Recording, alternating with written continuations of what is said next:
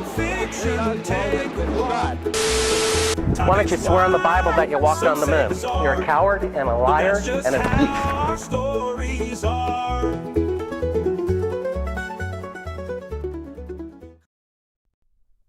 Welcome back, everybody. The phone lines are not open. Somebody already called very early. But welcome back, everybody, to an all-new episode of Low Value Mail.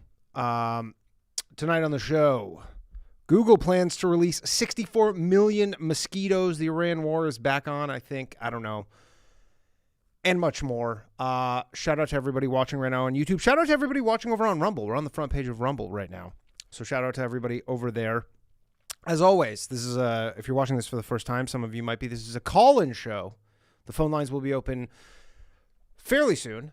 And as always, there's a call-in number. There's also a priority Patreon number for callers in the U.S. and Canada. Different numbers for each country because, as my fellow Canadians know, some of you still can't call long distance to the U.S. for free. It gives you a better chance of getting through. You can support the show. And we'll be getting to that shortly. And it's episode number 186 on this first day of June 2026, the year of our Lord. Little update for those of you not in the Patreon. We're trying something out. As you know, I have been on the quest to find some good Patreon content, Patreon or, paid subscriber specific content. Shout out to Chris from Dallas. Actually, I got the idea from him because last week he called. He was asking me about the stock market and stuff, and I don't know if you guys are following, but it's fucking crazy what is going on right now. So we're gonna try this out. I don't know how long it'll last. We'll see. This is for entertainment purposes purely. Because I know some of you are in the stock market, some of you, you're into investing, gambling, and I posted this on the Patreon yesterday.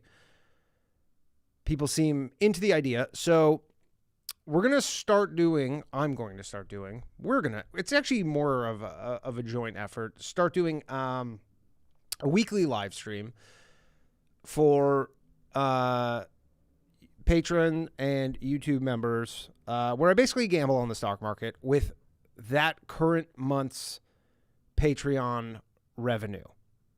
So every month, at the beginning of the month, I'll add whatever that month's money is to the pile, and we'll just have fun. It should be entertaining at minimum. I'll try not to blow up the account too many times, or at least I'll try and wait till like the end of the month before I just absolutely just blow the whole thing up. During the streams, you'll be able to call in. You'll be able to live chat. You'll be able to email Low Value Mail questions. That's MAIL questions@gmail.com. If you can't catch it live or if you're not at a phone or whatever. To be clear, this is not investing what this is going to be. None of this is going to be. We'll maybe learn some things. We'll learn some things together. I know a couple things. I am Jewish after all, and I have a degree in economics. I do not. There's a lot of people who know a lot more about this shit than I do. This is just for fun, okay? None of this is going to be financial advice. If you sue me because you did something stupid, I will get my Jewish lawyers and I will crush you in a court of law. But it should be entertaining. Also, should I actually make any money? Unlikely. But if I do make any money from this endeavor, I will be giving some of it away randomly to some lucky patrons, probably at the end of the month, every month.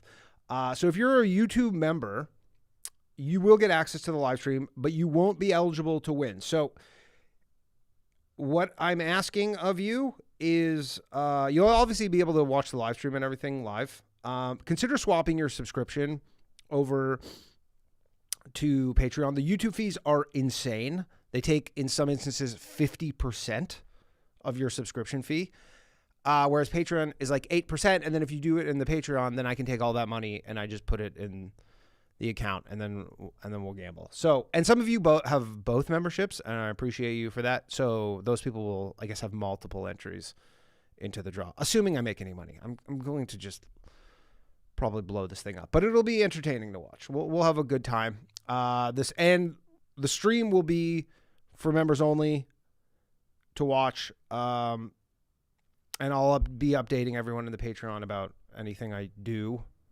Because I'll probably be doing it Monday mornings, but the first one will be tomorrow morning at 9:30 a.m. Eastern time. So it should be interesting. I put $725 in the account this morning, as confirmed in the Patreon. That was my Patreon revenues from May. We'll see. I wouldn't hold your breath, but it could be entertaining. It might not be. I don't know. We'll see.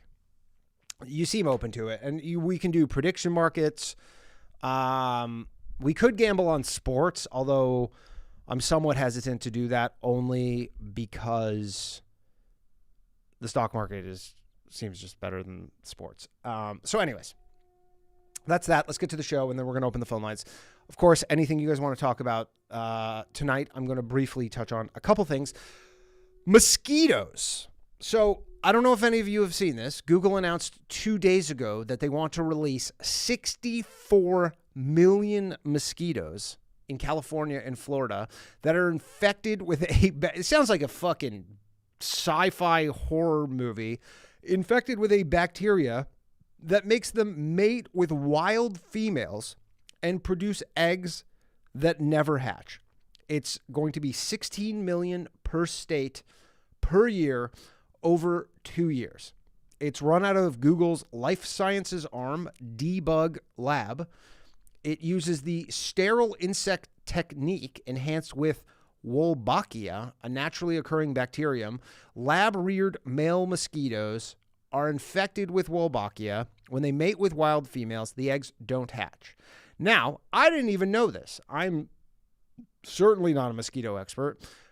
Males don't bite or spread disease. It's only those pesky female mosquitoes that cause all the problems, just like humans.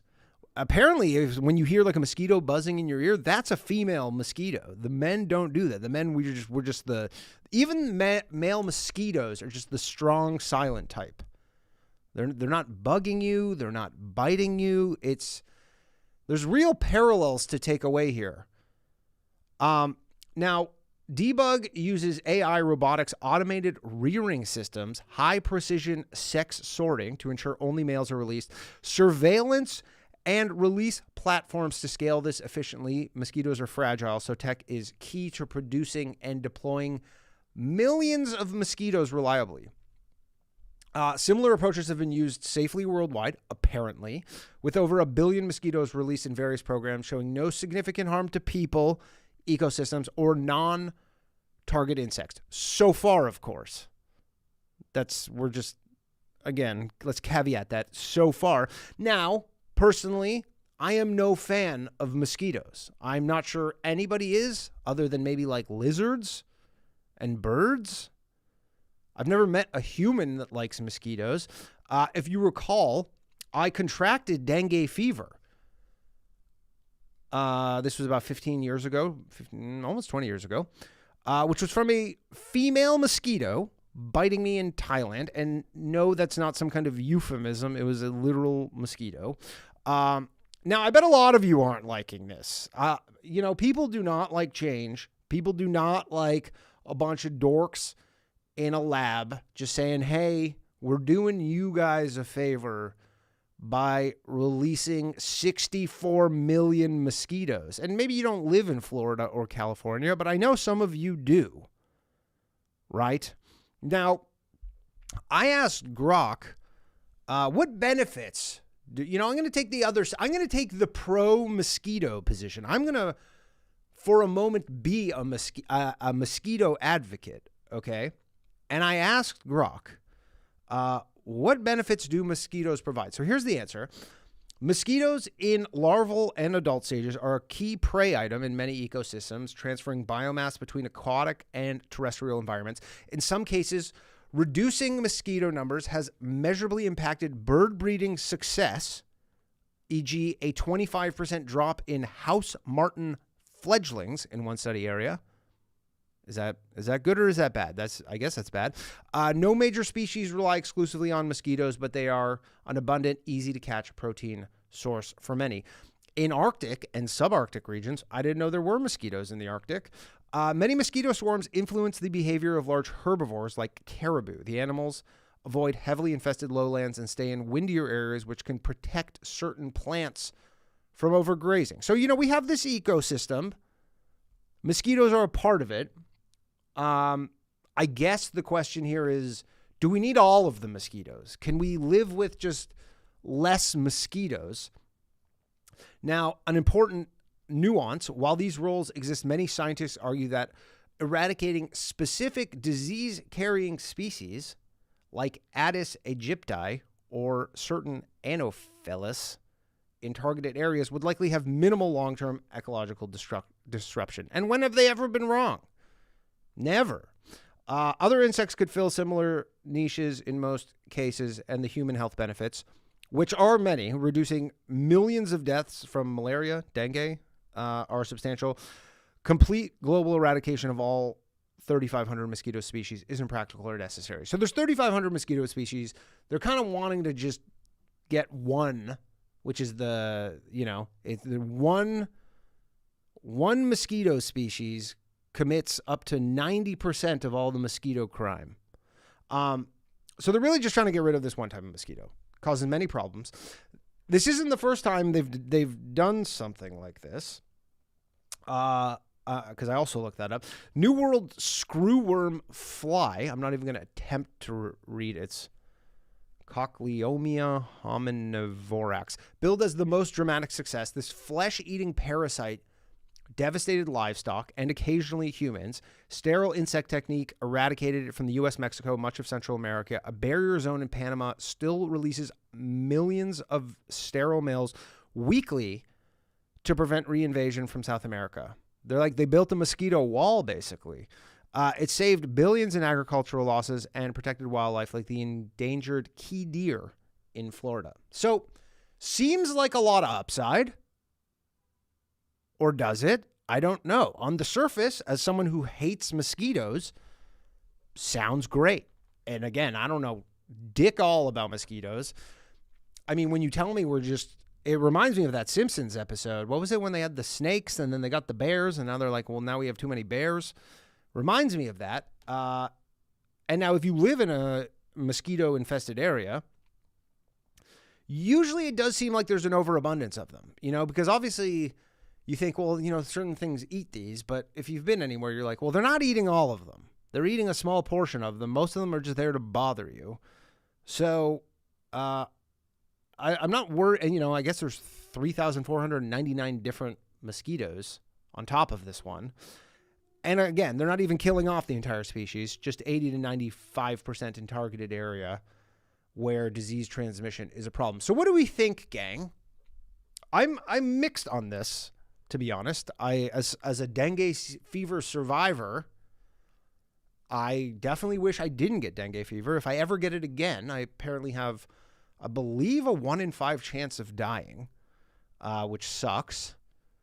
Part of me doesn't believe it, but I'm also pretty stupid. So I don't know. I definitely don't want to get dengue fever again. I hate mosquitoes. For the Canadians, I'm sure a lot of Northern Americans know this, certain areas, but the Canadians, man, you go up to certain months, you go up north, it's brutal. You can't even go outside.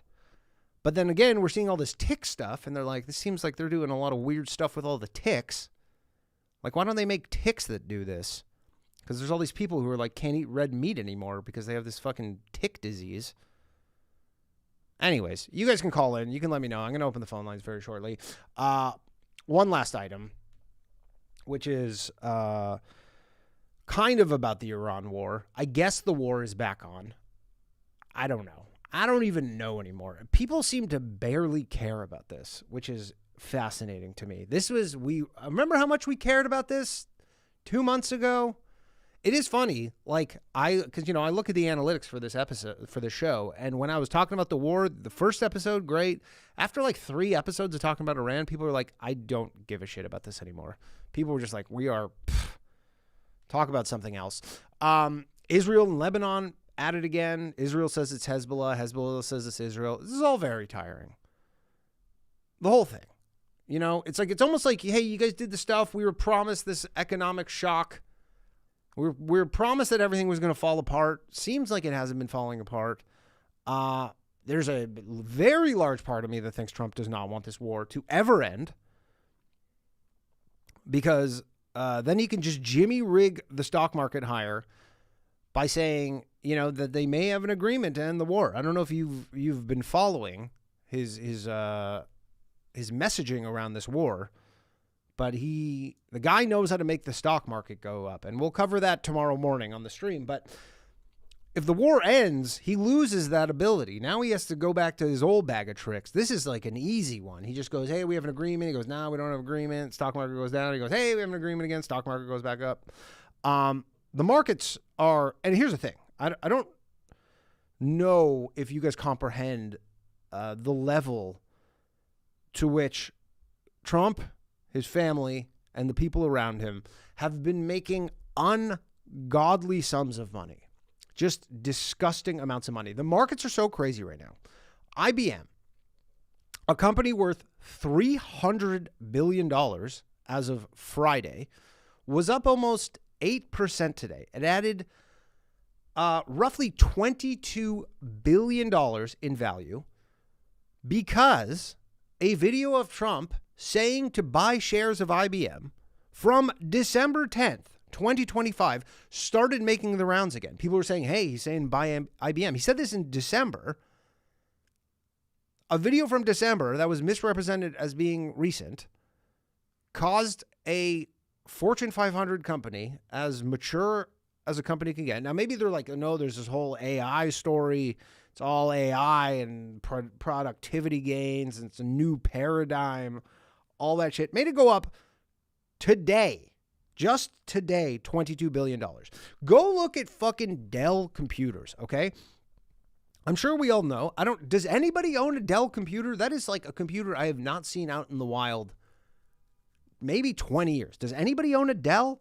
Do they, like, if you asked me 6 months ago, I've been like, I'm pretty sure they went out of business 5 years ago. I didn't even know they were in business, but they are. Still, I guess, cranking out computers. Who buys them? I have no idea. Maybe they make great computers. I'm a Mac guy, so maybe I'm just talking shit and I'm out of my depth here, okay? But if you recall, Michael and Susan Dell, lovely couple, pledge $6.25 billion on December 2nd, 2025, to fund 25 million Trump accounts. Basically a $250 gift for any new baby born between 2025 and 2028. By the way, if you've had a child in the last year and you live in the United States, first off, congratulations. Secondly, go open up one of these Trump accounts. You open it up in the name of your kid. They give you just a bunch of money, sits in the stock market, compounding for like 18 years. By the time your kid's 18, they'll have a decent chunk of change.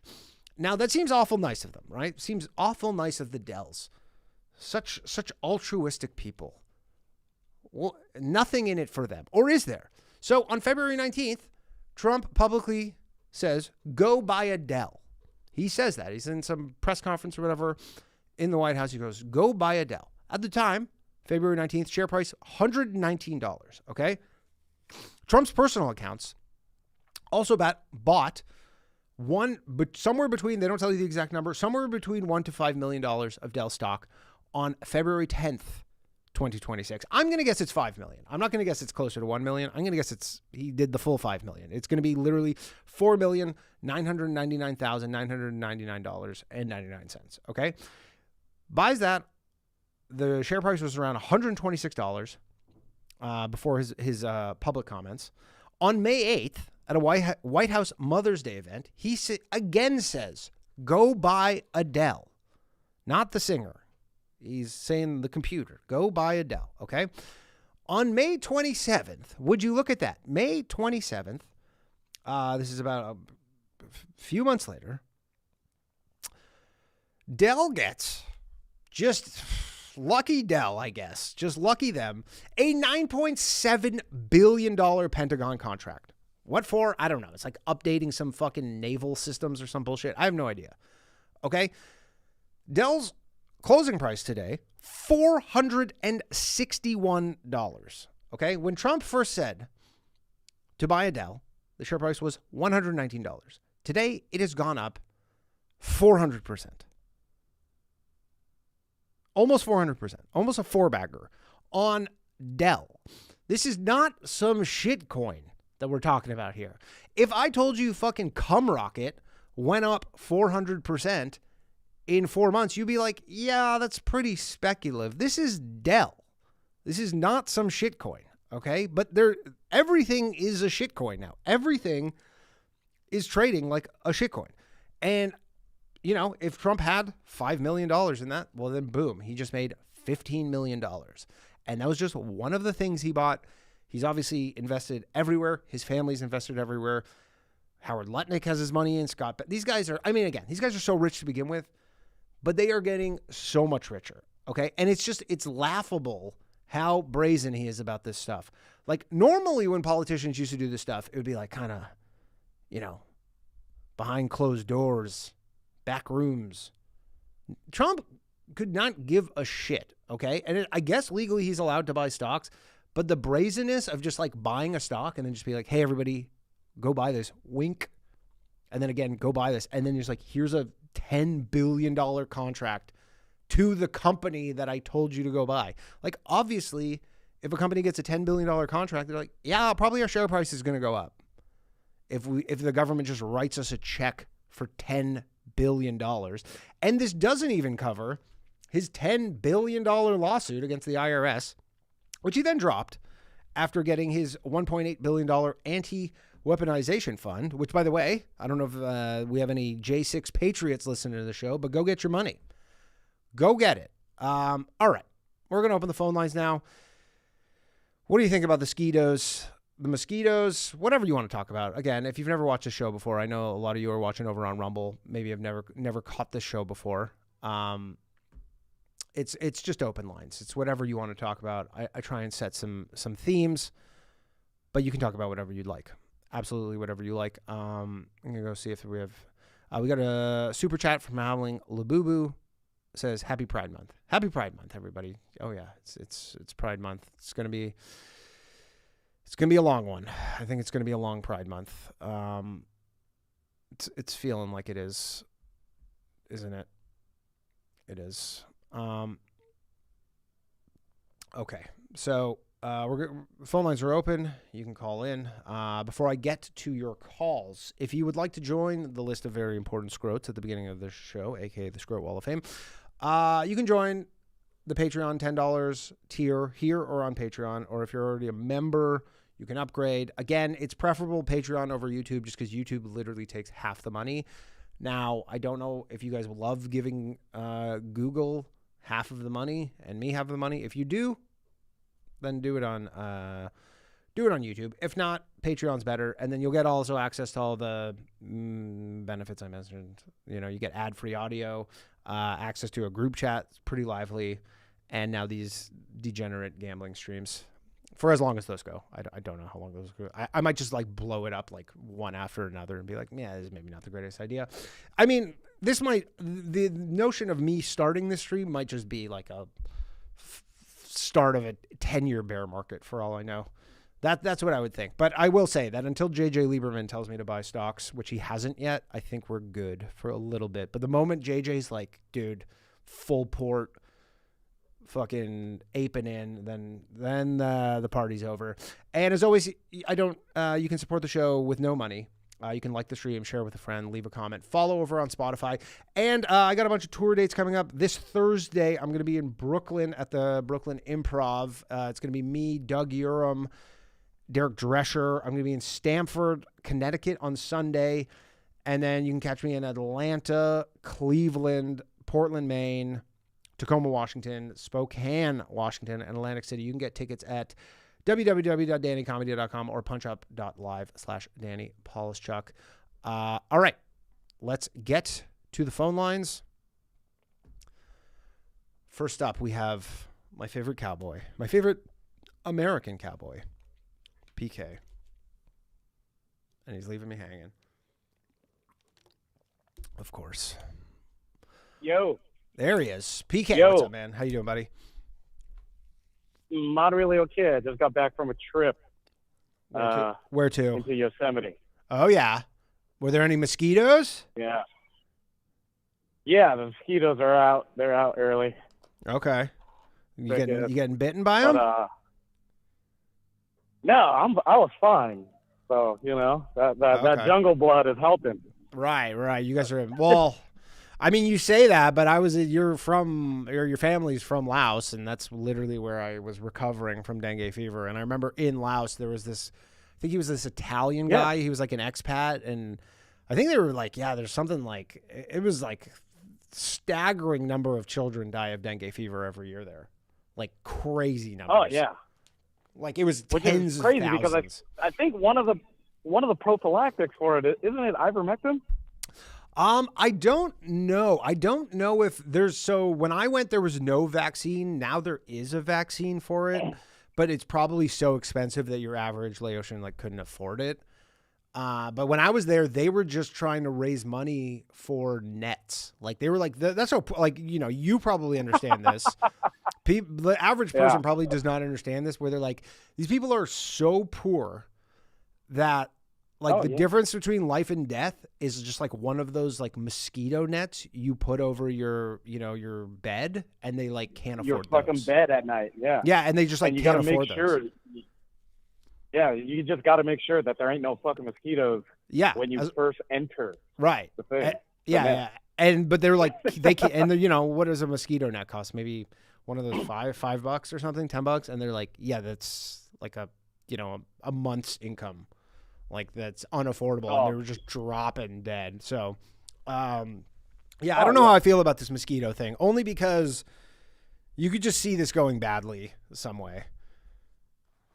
Oh yeah, for sure. I mean, genetically engineering freaking mosquitoes. So they're not. That's the thing. They're not fuck. technically genetically engineered. They make a point to say that these are not genetically engineered. And you believe Bill Gates, the guy that's manufacturing fucking meat through a nozzle? Well, this isn't. Well, I actually went and confirmed this externally. I didn't go from the source.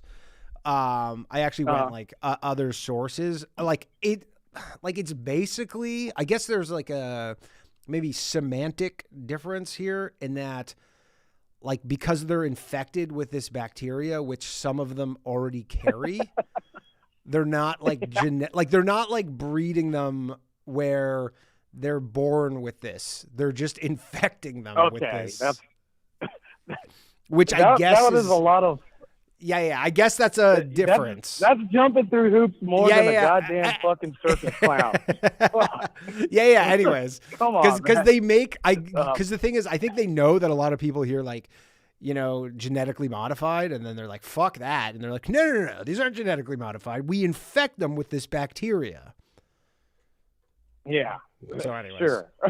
Well, but yeah, so I wanted to talk about, first off, my trip. So it was just kind of a funny thing. I was up at this point called Glacier Point. Yeah. And basically it's this, you drive up, you can drive up or you can hike up. I've hiked up before, and I drive up all the time when the road opens up. But basically it's a sheer cliff, and one side you can see Yosemite Falls. Yeah. The highest waterfall in the country, by the way. And then you can see Half Dome. So where North Face actually takes its iconic logo from. Oh, okay. And that's pretty cool. Yeah, I'm looking at photos of it right now. Yeah, and so I'm looking. So I'm out there, and I got my camera equipment out, and I'm taking photos. And this group of YNs and their family, they roll up to the spot. YNs out in nature? Yeah, right. And so they're hooting and hollering. They're fucking. They're dressed like they're about ready to go gangbang on somebody. All right. But at least they're trying. At least they're out there. Yeah, but the craziest thing, the first thing that comes out of one of the grandmas there, one of the ladies, is, look at this. You can murder somebody up here. Like, what? That's it. And then the little kid is like, oh yeah, I could totally throw somebody off of this cliff. And I'm just like, where is your mind so screwed up? You came out to nature, and the first thing you thought of seeing this view was, oh, I can murder my enemies up here. Yeah, Like, that's funny because I think white what? people would be like, man, I could fucking end it all out here. It would be so Yeah, easy to just yeah, I think your exactly. average white person So- would be like, man, I could kill myself right here, no problem. Which is funny because that point in the park, there's another trail that's like maybe about a mile and a half south of where Glacier Point is. Those are the highest rates of suicide in the park are that point. Yeah, And, I bet you point there's that's no. about I bet you a there's mile and a half all white people. Maybe some. Oh yeah, for sure. There's zero YNs. There's definitely some mixed definitely folks, but there's no YNs are going that route. What do they have speakers? No. What was the speaker situation? Oh yeah. Oh my God, it was so. Thankfully, they fucking shut it off as they walked up, but I could hear this fucking stupid ass fucking drill music fucking coming up, and I'm just like, and I didn't even have to turn around, and I was like, oh no, the ninjas are here. The sure JBL enough, speakers have made it out into nature. Yeah, and as soon as I turn around, I'm like, yep, they're here. And then the hooting and hollering just started. It was just like, fuck. Hooting and I hollering. just can't get away from you motherfuckers. Yeah, Like, that was kind of like God. the last frontier too, because like I see all those videos where it'll be like black people and they're like, yeah, you know, like hiking's for white people, and you know these state parks were like, we need to make hiking more accessible, quote unquote, for like, you know, disadvantage, and you're like, this is like the cheapest thing you can do. You're just going for a walk. Yeah. Now, granted, you have to get there. It involves walking. Yeah. Yeah, I guess you need a car to get there, but like, I'm sure lots of these places could be accessed via transit. No, they have fucking buses that come in There you go. all the way from San Francisco. They'll pick you up from San Francisco. I bet. Who do you think? You think Soros is behind that? You think that's a Soros project? Bussing in the YNs I don't know. to Yosemite? It's definitely a fucking lib. Yeah, It's for definitely sure. a capitalistic lib. Freaking, the champagne socialist type, right? Sure, of course. Yeah. Yeah. But yeah, freaking, if you want some photos of Yosemite, let me know. I'll send you some. Yeah, send me some. You know, I'll send I would you have liked a some big old video. print. You can. Yeah, I would have liked some video. Some of this. video. Next time around. But Just like I drinking also wanted to Kool-Aid talk out of about, water like, bottles. Damn, dude, chomping off some melons. some Yeah, I don't watermelon. know. Sorry, I didn't mean to be racist there, but I've been seeing nonstop on Twitter like all these videos of everybody eating the pineapple with the Kool-Aid. Have you seen that? Yeah. It's like this crazy And trend. charges like $20, $30 or something. Yeah, it's like what? $30 for a thing of pineapple spears, and all they do is they just pour Kool-Aid in. Like, pineapple isn't sweet enough, and it's pineapple in like syrup, and then they pour Kool-Aid powder in, and then they pour granulated sugar in on top of it, like it wasn't sweet enough, and then they drink sell it. sugar water. Like, Yeah, it's just like it's straight sugar water with pine. Like, it's basically found a way to make pineapple like incredibly unhealthy. But it's all over my social media. Which, look, I appreciate the entrepreneurship. If people want it, this is a free country. If people want it, you got to give people what they want. I don't think it'll last particularly long, but yeah, go ahead. Also, though, I wanted to talk about this Nick Shirley bill over here in California. So they just went through the first round of passing it through. Yeah. And I think the next step is making it into law. So basically, this the is what the California harassment government yes, they have basically said now that no, fraud has been shown to us. We are not going to investigate, and we're actually going to make it illegal for you to go investigate. And it's just insane that Californians are rolling with this. Oh yeah, I mean, dude, like that's the thing.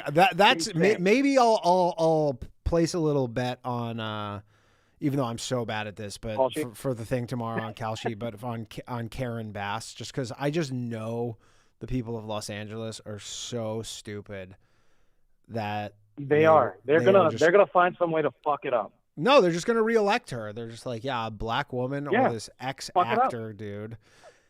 Like, they're just gonna be like, yeah, we're not. First off, they're just not voting. You put that R in front of your name, and they're just like, yeah, no way.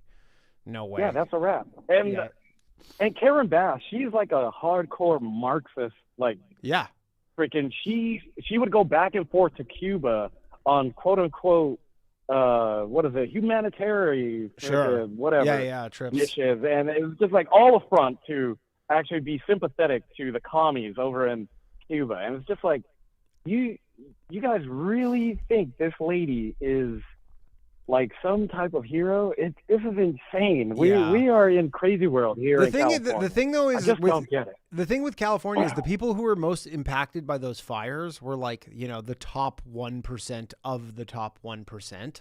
So it's not like really a voting block. Like, as much as I'm sure poor people are like, yeah, that sucks. They're also just like, yeah, we're not voting her out. We weren't affected by this. Like, this didn't affect us. This affected all you rich people. You're like, oh, insurance companies gave you a bad deal and they're not paying you out, and the city won't let you rebuild. They're like, who gives a shit? That affects so few people. Yeah. That, like, I'm sure if Compton burned down, it would be a different story. But at the same time, it's just like all this shit, like the homeless people, fucking the drug use, like that all affects fucking everybody down in the freaking slums, Right, like, but if you think about I'm that, not a rich guy, freaking. Yeah, but think about that Seth Rogen thing. So that shit affects me. Yeah, but Seth Rogen, remember, he was like, yeah, your car gets broken into? Like, that's just like part of living in the city. And you're like, no, it's not. No, we don't have to live that way. Like, no, what are you talking about? We don't have to live that way. And so it is highly frustrating here. And I mean, like I said, I was in the park, and this guy that I follow on IG, his fucking bikes got stolen, and he was inside of a national park. His bikes got stolen? In his I can only imagine where your mind went there. Like, yeah, I really wanted to know the skin color, to be honest. And that's crazy to get your bike stolen in a national park. Yeah, and we're talking about like people that leave hundreds of dollars of camping equipment out, because once you set up camp, you're not packing it all up. No, you're not packing. No, you're not packing it up. Yeah, I mean, so I don't know. It's what happens when you want to diversify camping, I suppose. Nah, let's leave it to the freaking rednecks, hillbillies, and the whites. Yeah, like, I mean, hey man, it's for everybody. Too insane. I mean, the question is do you think the black people were enjoying it, or were they like kind of, all right, been there, done that? This was like, I kind of got propagandized into coming out here, but this isn't really for me. I think they had the short term, like the first order thinking, like, oh yeah, this was cool to do, instead of having the appreciation. Like, typically every time I go up there, I've been up there like a bazillion times, and it's just every time I go up there, it's just awe-inspiring, Right. It's just like, oh man, I can't believe like God did this, like there was incredible. A hand in doing this by something bigger than us, Yeah, I'm sure a lot of them are like, man, my sneakers are dirty now. Oh, dude, they were walking, trying not to crease their sneakers. So I mean, it's tough to not get your sneakers dirty going for a hike. So that's and maybe so, I don't know.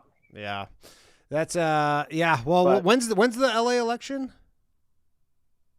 It's coming up, right? They started putting up polls. I think it's coming up. I mean, it's early voting too. It's it's not till November 3rd. So November, right? Yeah, November. Yeah. So, but I mean, I had ballots sent to my house for San Jose already, like a month ago. Interesting. Fucking nuts.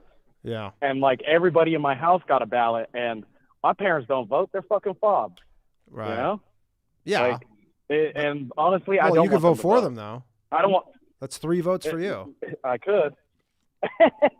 I could, but that doesn't mean anything here in California. Yeah. Well, that's how the enemies are You know? doing it, though. So that's how your political enemies are doing it. So you got to play hardball. You know, you got to get down in the dirt and fucking get your parents to do some mail-in voting. I could just talk in their ear and just be like, "Oh yeah, right there, right there." But Yeah. you know, who knows? Exactly. It is a battle out here. So you know, All right. hopefully we try to swing it back the other way and not go too much further off the cliff here. Yeah. The But thing yeah. is, I don't think So- it's looking great just because the only people who I see who are like fed up with LA and what's going on in California are all like super affluent people. Yeah, and I mean, I think you know the lower dregs of society is fine with this apocalyptic, you know, life that they have. Well, they these probably get cities free where- shit, right? They get free shit, and they're like, all Yeah, right, as long as my free exactly. shit keeps coming in, I can tolerate a little riffraff. I mean, it ain't a little riffraff though. I know. It's like we're talking about fucking women getting freaking raped and freaking, you know, giving birth in tents. Like that's crazy. Yeah, that is Like crazy. homeless chick, you know. For And, like, a state that girls- has, what is it? Is the state has, like, if California was its own country, I believe it would be the 5th largest economy in the world. fifth largest economy. Yeah. Yeah. And, you know, for them to have dropped to 5th once they went Democrat is just hilarious. As opposed What was to it before? when it was Republican ran, it was 3rd. Really? I did not know that. Yes. Interesting. Yes. All right, Very PK, much so. gotta And let we- you go. Yeah. Good talking to you, man. All right, later. Hey, wait. Yeah. Dang. Yes. I need an email or an address or something. Do you have any social media? I do. DM me wherever I'll find it. All right. Well, Twitter, wait, Twitter, where- or Inst- oh, wait, Twitter or Danny- Instagram. Danny Jokes. Yeah, that's the one. All right. All right, Awesome. later, buddy. All right, Danny. Late. PK, everybody. All right. Phone lines are open. 1-347-391-6995. We have a special Patreon. What happened? I lost. Oh, here we go. All right, we got a few Patreon callers. Let's go with Dylan.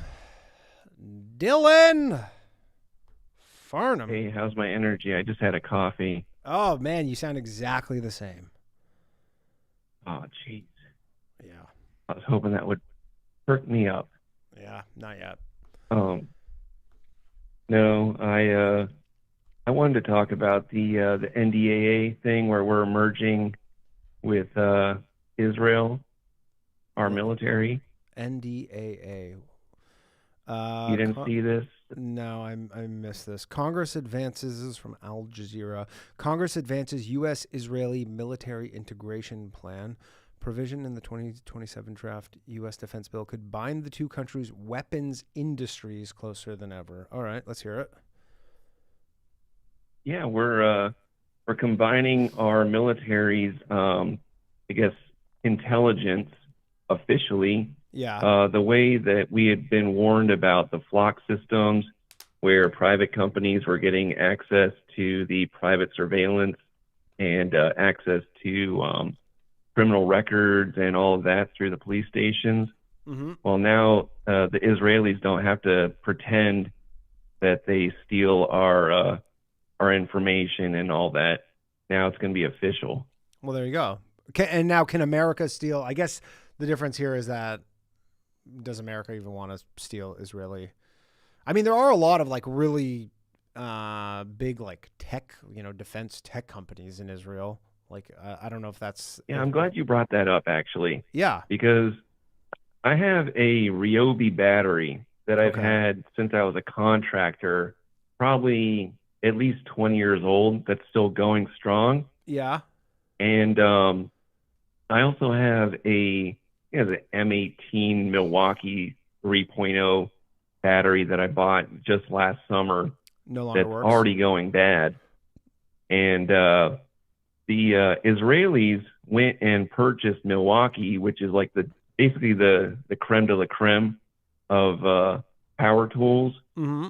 And they started installing these little technologies into them that make the battery aware of charging statuses, the temperatures that it was operating at, and go bad quickly, and then report that if you try to send it in for a warranty. So they've creeped into everything. So I will say, who is this? Owned by TTI Group? Is that who owns this? Tectonic Industries. It says, I'm trying to find. It says it's a Hong Kong-based global manufacturer. I'm trying to get to the bottom of this here. It says Milwaukee I'm pretty Tools sure it's last the sold in group 2005. that purchased Milwaukee. It says right here, Milwaukee Tool has last sold in 2005 for $626.6 million to the multinational holding company TTI Group, which is, I believe, unless there's a different TTI Group, it's Tectonic Industries. It's Hong Kong based. So, your issues with the Chinese? No. But, anyways, well, I'm trying a little. Yeah. Here's the thing. It's like I found it on Twitter a while ago. It was Milwaukee Tools products and technologies connect to Israel through manufacturing and innovation center and regionalized. Yeah, I don't know. I'm seeing this in an HVAC. Milwaukee's Tools is this is an HVAC forum from 4 years ago. It says PSA Milwaukee Tools is a subsidiary owned by a company based in China. I feel we should boycott this manufacturer to protest their inaction on the war. We are a huge market for them. We have a responsibility here. It sounds like it's a Chinese company, which then makes sense that it went to shit. Because here's the thing. No Jews buying a company and then making people not want to buy the product anymore. Because it sounds like you're not buying Milwaukee Tools anymore. No, I buy them still. I just found out about this through the guy, Louis Rossman, who's like a guy that fights for your rights to repair. Okay. Yeah. I know that guy. Yeah, I like that guy. Yeah.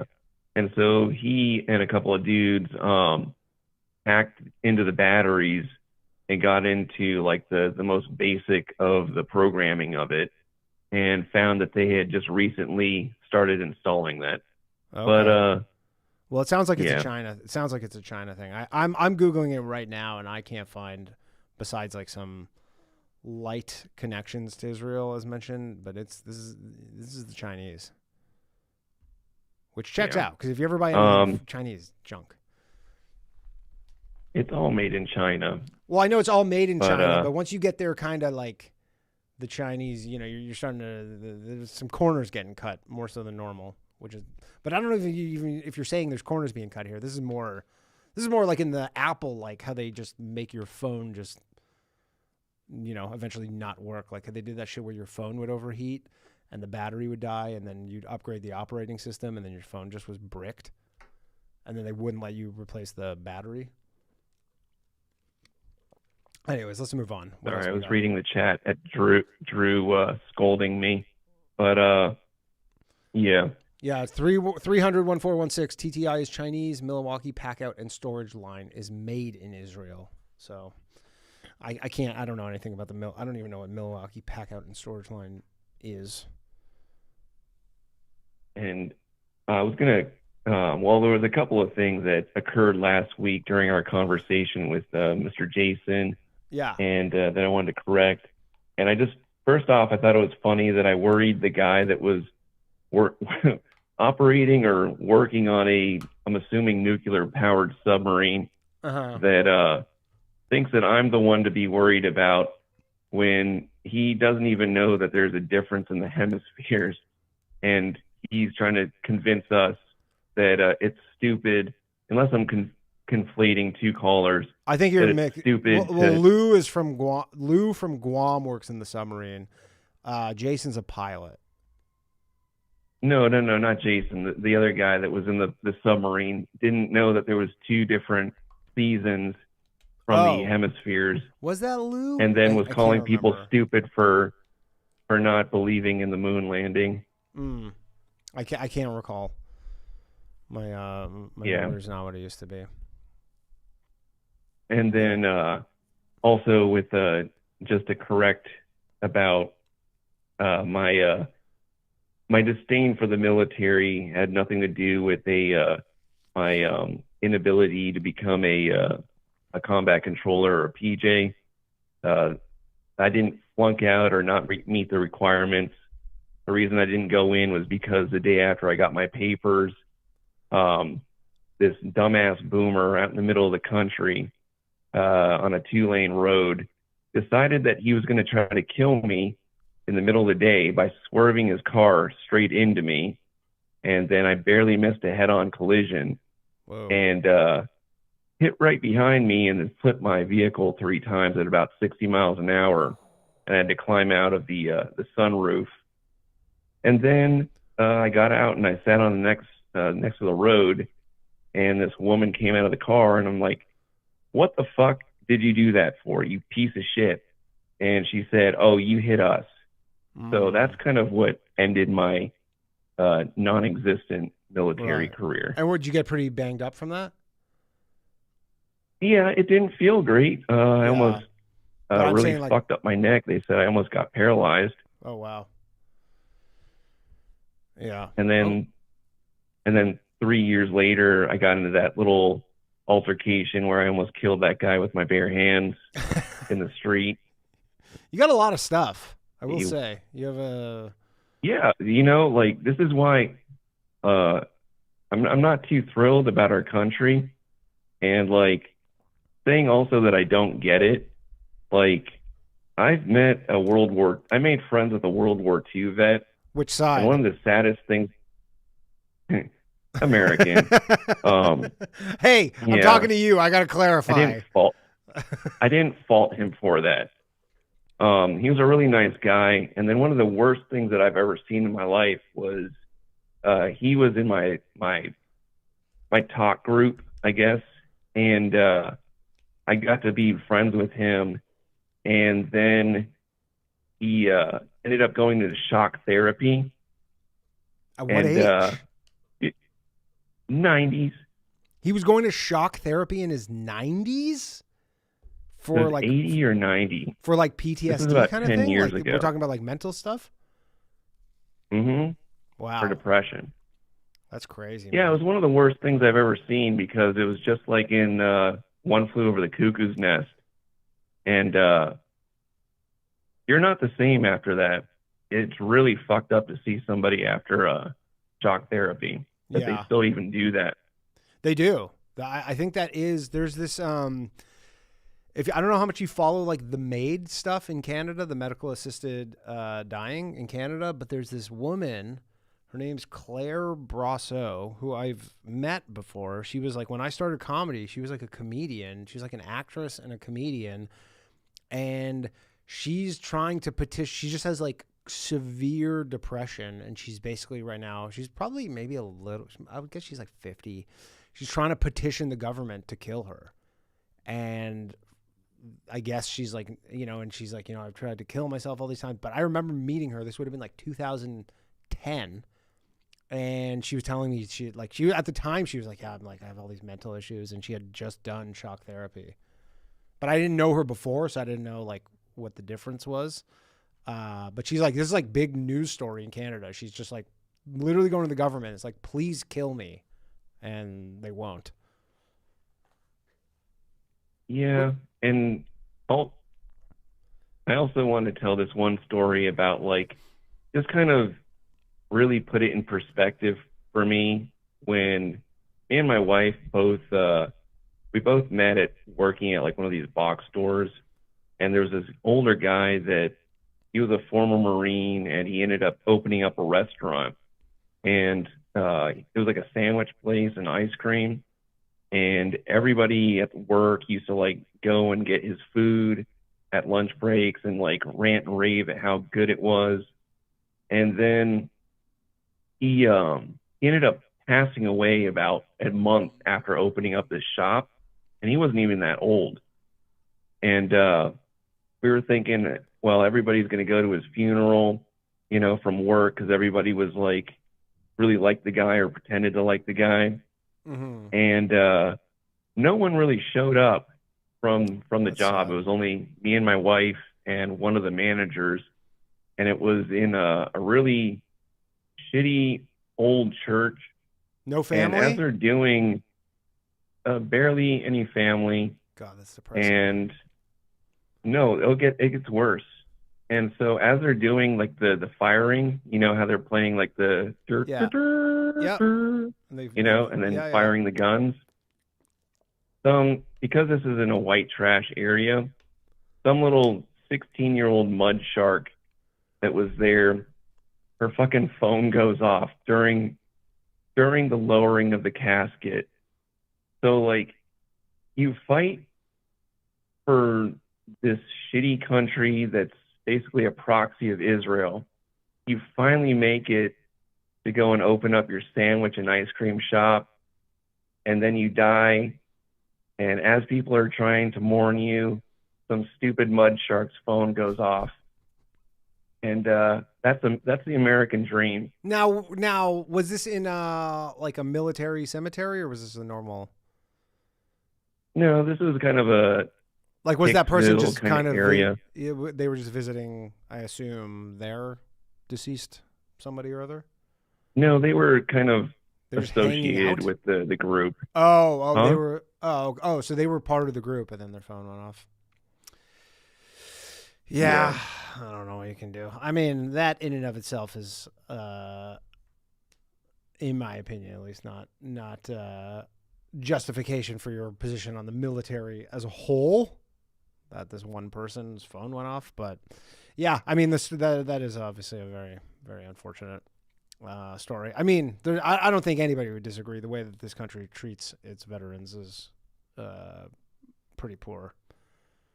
No, I was friends with like a Army Ranger that I used to bounce with, and like a lot of these people, they only really got along with me, and I only get along with them because I'm such a cynical person. Yeah.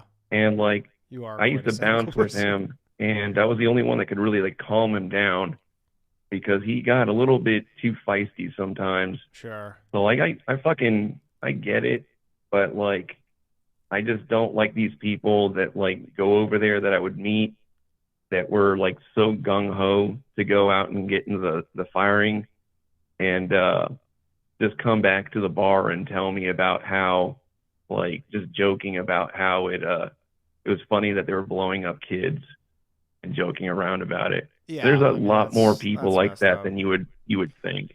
Yeah.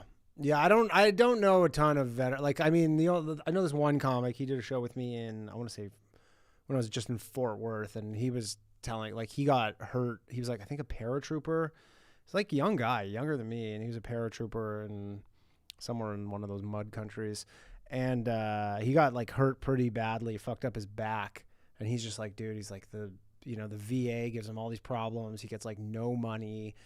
And in order to get money, like what he's actually do, they're like, they make you jump through like a million hoops. And he's like, I have pretty bad PTSD. And this guy's a comic, and he's like, really bad PTSD. And then, they want you to just like go through it all over again to just like get this. He's just like, it's not fucking worth it. Like they should just literally be like, here's the money, but they won't do it. They want you to just essentially get re-traumatized. And he's just like, yeah, I don't want to do it. Yeah, I mean, it's not great. I've heard horror stories about the VA, and I just kind of wanted to also shift topics. I don't know, I'll jump off. Yeah. But lately I've been taking my daughters to the trampoline park and taking them out to like these different activities. And I've noticed that we're the only parents and we tend to be a little bit on the lighter side of the people that go there. Mm-hmm. And we're the only people that actually play with their kids. It's really fucking depressing that like there's so many people that are just throwing their kids out there and not like trying to raise them. Yeah. It's really crazy. And like my wife will be what are they doing? Just like on their phones? Yeah, and my wife will be like the one playing with them because she's just really nice person. She is. And like these kids will come up to us and want to play with our kids. And like I had one kid, this little like mixed kid that was like playing with our kids, and like he wanted me to throw him into like the foam pit. Like I was with my daughters, and I was like, I can't do that, and like it really made me like fucking like feel shitty that like there's these kids that are growing up with like dads that are not involved or not even there. And like it seems like it's like 90% of the kids that go there. Yeah. Yeah, that is a bummer. I mean, it's easy to have kids. It's, I guess, hard to parent them properly, but to actually just fucking pop one out seems not that hard. All right, Dylan. All right. I'll Well, let you go. hail Hitler. See you later. Thanks, Dylan. Fucking jerk off. I actually got a YouTube strike from Goob from like a month ago. Guys, don't do that. It's I know you guys find it funny, but it's not good for the channel. And I'm telling you, I've been saying this for a year now. YouTube censorship is coming. I know we're having a fun time right now, and we can say whatever we want. I'm telling you, this is not going to be the case for too much longer. It won't. So just keep that in mind. Are we trying to find the limits of free speech here, Danny? Or I love free speech. Okay, you guys This is know Cole from you Peoria. guys know my deal. I'm just saying, if I lose this channel, the fun probably stops. So, anyways. Okay. How Well, are you? speaking of, I guess, what do you want? Hi, Danny. How are you doing? How you been, man? I've been bored. I actually I finished like a thesis. I've been trying to code for like years using like AIs because you inspired me. Yeah.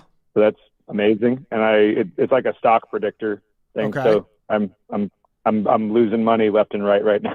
How are you losing money left and right? Everything just goes I'm up spending- constantly.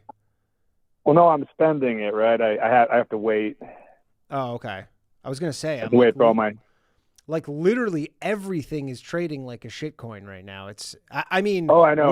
when this You- pops, holy shit, You- it is going to be. Do you want to? painful. Do you want to hear? Well, I don't know about pop. What do you mean pops? Like when this bubble pops, like when you know, when So you wanna hear- when so we here- regress to the mean, I guess it's going to be.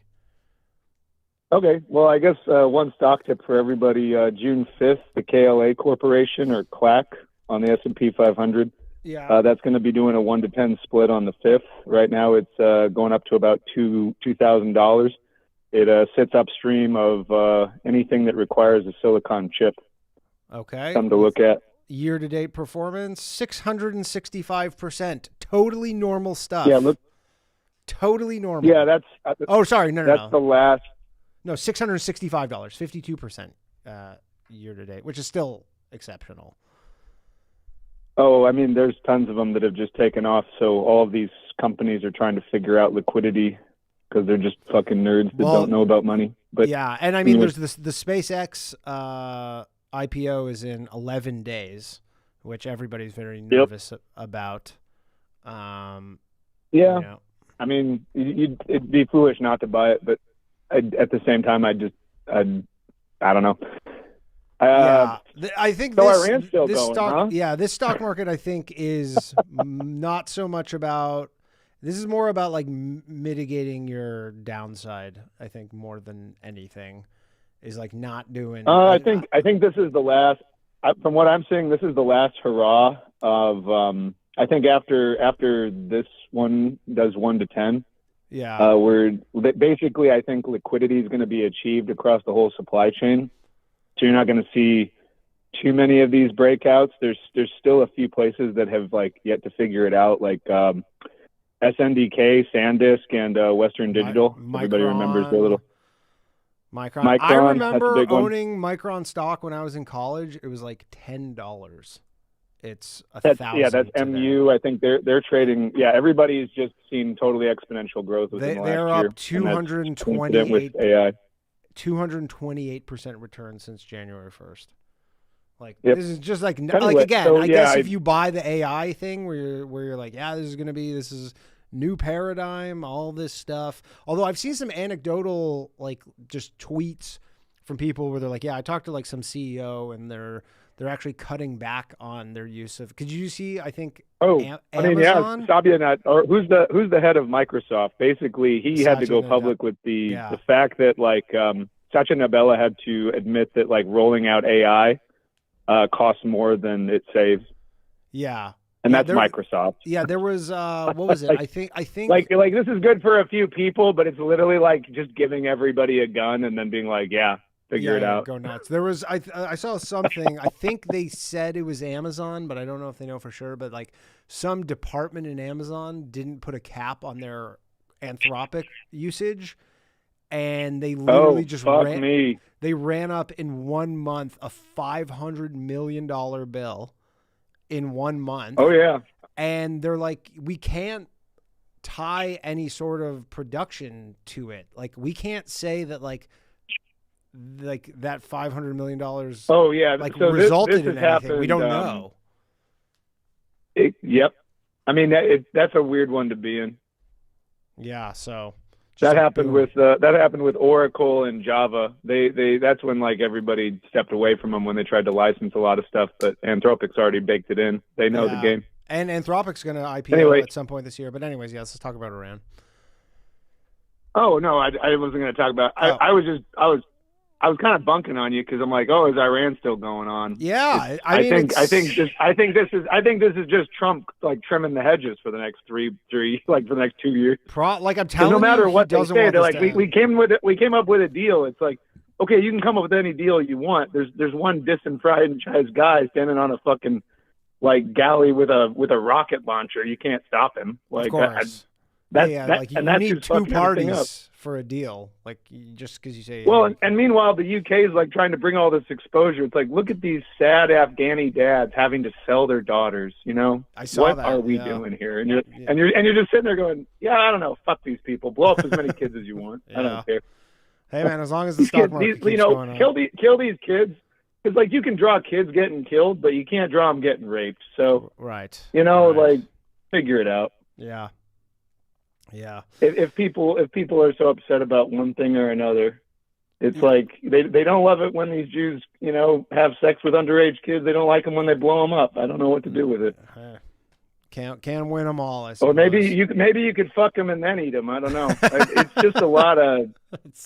Or there's a sequence there. I'm just surprised that Dylan is such a softie.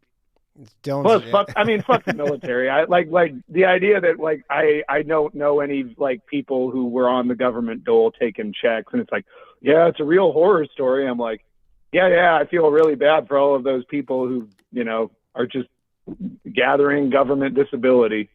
Sure. Some of them are earned. Some of them are. Okay, I mean, some pedophiles didn't do it.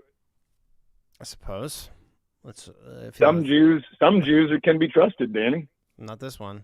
According to Dylan's logic, I guess. But I suppose. I'm saying, pointing at exceptionalism and saying like, oh, there's this retard who joined the military and is whining louder than anyone else because he's having the same problem anybody who worked a union job has. Yeah, of course. Kind of cooked. Yeah. You're just like, okay, that's kind of fucking retarded. I mean, anyway, Jason you want to talk about week... how much we hate America? No, am I the last guy who loves America? I've got some crazy stories if you want to hear them. Sure, let's hear them. Okay, I want you to look up the Tennessee Waffle House shooter, Travis Reinking. Tennessee Waffle House. Okay, the Nashville Waffle House shooting, a mass shooting occurred at a Waffle House restaurant in Antioch neighborhood. 29-year-old Travis Jeffrey Reinking fatally shot 4 people, injured 2 others with an AR-15. Another 2 people were injured by broken glass. Reinking was rushed by an unarmed customer, James Shaw Jr., who wrestled the rifle away and stopped the shooting spree. Reinking was captured on April 23rd, ending a 34-hour manhunt. Due to severe schizophrenia, was initially found incompetent to stand trial and committed to a mental hospital. Later, that decision was changed. Put on trial for 4 counts of first-degree premeditated murder. He was convicted on all charges February 4th, 2022. Okay, let's hear about it. Yep. All right, so this fella was walking around my mom's town, Tremont. His dad didn't have any, wrangle on him. He was walking around, exposing himself to kids and other things throughout the day and then kind of night stalking. Okay. He tried to break into my mom's house at night. Broke into the side garage. The alarm went off. She barricaded herself in a room. He broke into the other one as the alarm was going off and was coming for her. He left after that. and the cops didn't do anything. There'd like been several reports of a prowler. So because of this individual named Travis Reinking and this event where he'd actually like, I don't know what he was trying to do to my mom. Like probably she's just old. So he's like trying to take drugs or her jewelry, or I don't know if he's trying to rape her. I don't know what schizophrenics think about. Who knows? Maybe he was going to kill her. He was but a big you're just Swiftie. like, all right. Did you know that? He was a big Swiftie. He had plans to marry Oh yeah. Taylor He thought Swift. Taylor Swift was giving him the orders, right? Yeah. And it says at one point he confused his coworkers by saying that he was gay while also claiming that he had plans to marry Taylor Swift. I mean, those two things could be. I mean, true. you don't have to be gay to fuck Taylor Swift, but that's true. It helps. Sure. So this guy gets canned, and then Illinois comes out with a law that year or something to look like they did something where they say, okay, if you've ever been in a mental institution, you no longer have the right to use a firearm. Pretty normal. Like, I don't I know there's some Second Amendment people who probably are like, there should be no okay, I'll tell you, whatsoever. but here's my issue. Here's my issue. Okay. I had a day where I had a lot of bad news, and I just kind of took off in my car, and I drove till I ran out of gas, and I just started walking down the highway, no shoes, didn't have my ID, nothing. I was done. Yeah. I was just like, I can't take this anymore. And the cops picked me up. I didn't talk to them. The funniest thing was I had a bag around me that just had a pair of Christmas themed dress socks. Okay. The cop says, hey, can you take those? What do you got in the bag? And I just say Christmas socks. And he's like, what? And he comes up and he confiscates them. He's like, they're Christmas socks. And then they had me sit in the front, and I'm sitting there with the cuffs on me, and I'm sitting in the front seat. And the cop goes, can you put your seatbelt on? And I just look at him. I got what the fuck am I going to do? My hands are behind my back in cuffs. And so he leans over and, puts the bidding on him. And I go to county. I don't want to talk to any cops. And I was catatonic at the time. So they take me to the funny room. They take me to the white room. So I was there for 10 days. Crazy stories. I had like a weird pedophile guy that he'd like rub his belly. There were no doors. So like you'd have people just up at all hours, just kind of watching you. Yeah. Lights on all the time. Fun. Lights on all the time. I mean, in the first case when I got there, I took all my clothes and ran up and down the ward, and then the nurses came back and said, you can't do that. And I said, well, I guess this is real. Give me my clothes. Thank you. You weren't and then sure? Stood out my time. Well, I mean, I clearly I was having a mental upset. I was like, there's one way to know if this is real or not. I mean, the fact that you had the like smarts to like, you're like, yeah, I'm not talking to the cops. I feel like someone who's why talk to cops? What are they going to say? What are they going to say to me that I want to hear? Yeah, that's true, but also like not incriminating yourself. Like generally, that's a savvy move. Oh, I mean, I hadn't done anything illegal. I was literally charged with walking inappropriately for $300. I had to figure that out a month later. But anyway, so what happens is as soon as you get out, you find out that they've minted this new law that says you don't have Second Amendment rights. And you go, because you were put into a mental institution for any period of time whatsoever. And you go, okay. So you say, how do I get out of this? And they say, well, you need to wait 5 years and have a counselor or somebody figure out your thing. So I go, okay, so I wait 5 years. Keep in mind, I'm working jobs and paying taxes this whole time in the state. Mm-hmm. And I go to file for, I forget that I have to go see a therapist to get this thing. I'm just like, oh, this is like 5 or 7 years later. They still won't give it to me. I don't have the right to like have a FOID card in Illinois. They're like, you shouldn't be around guns. I'm like, okay.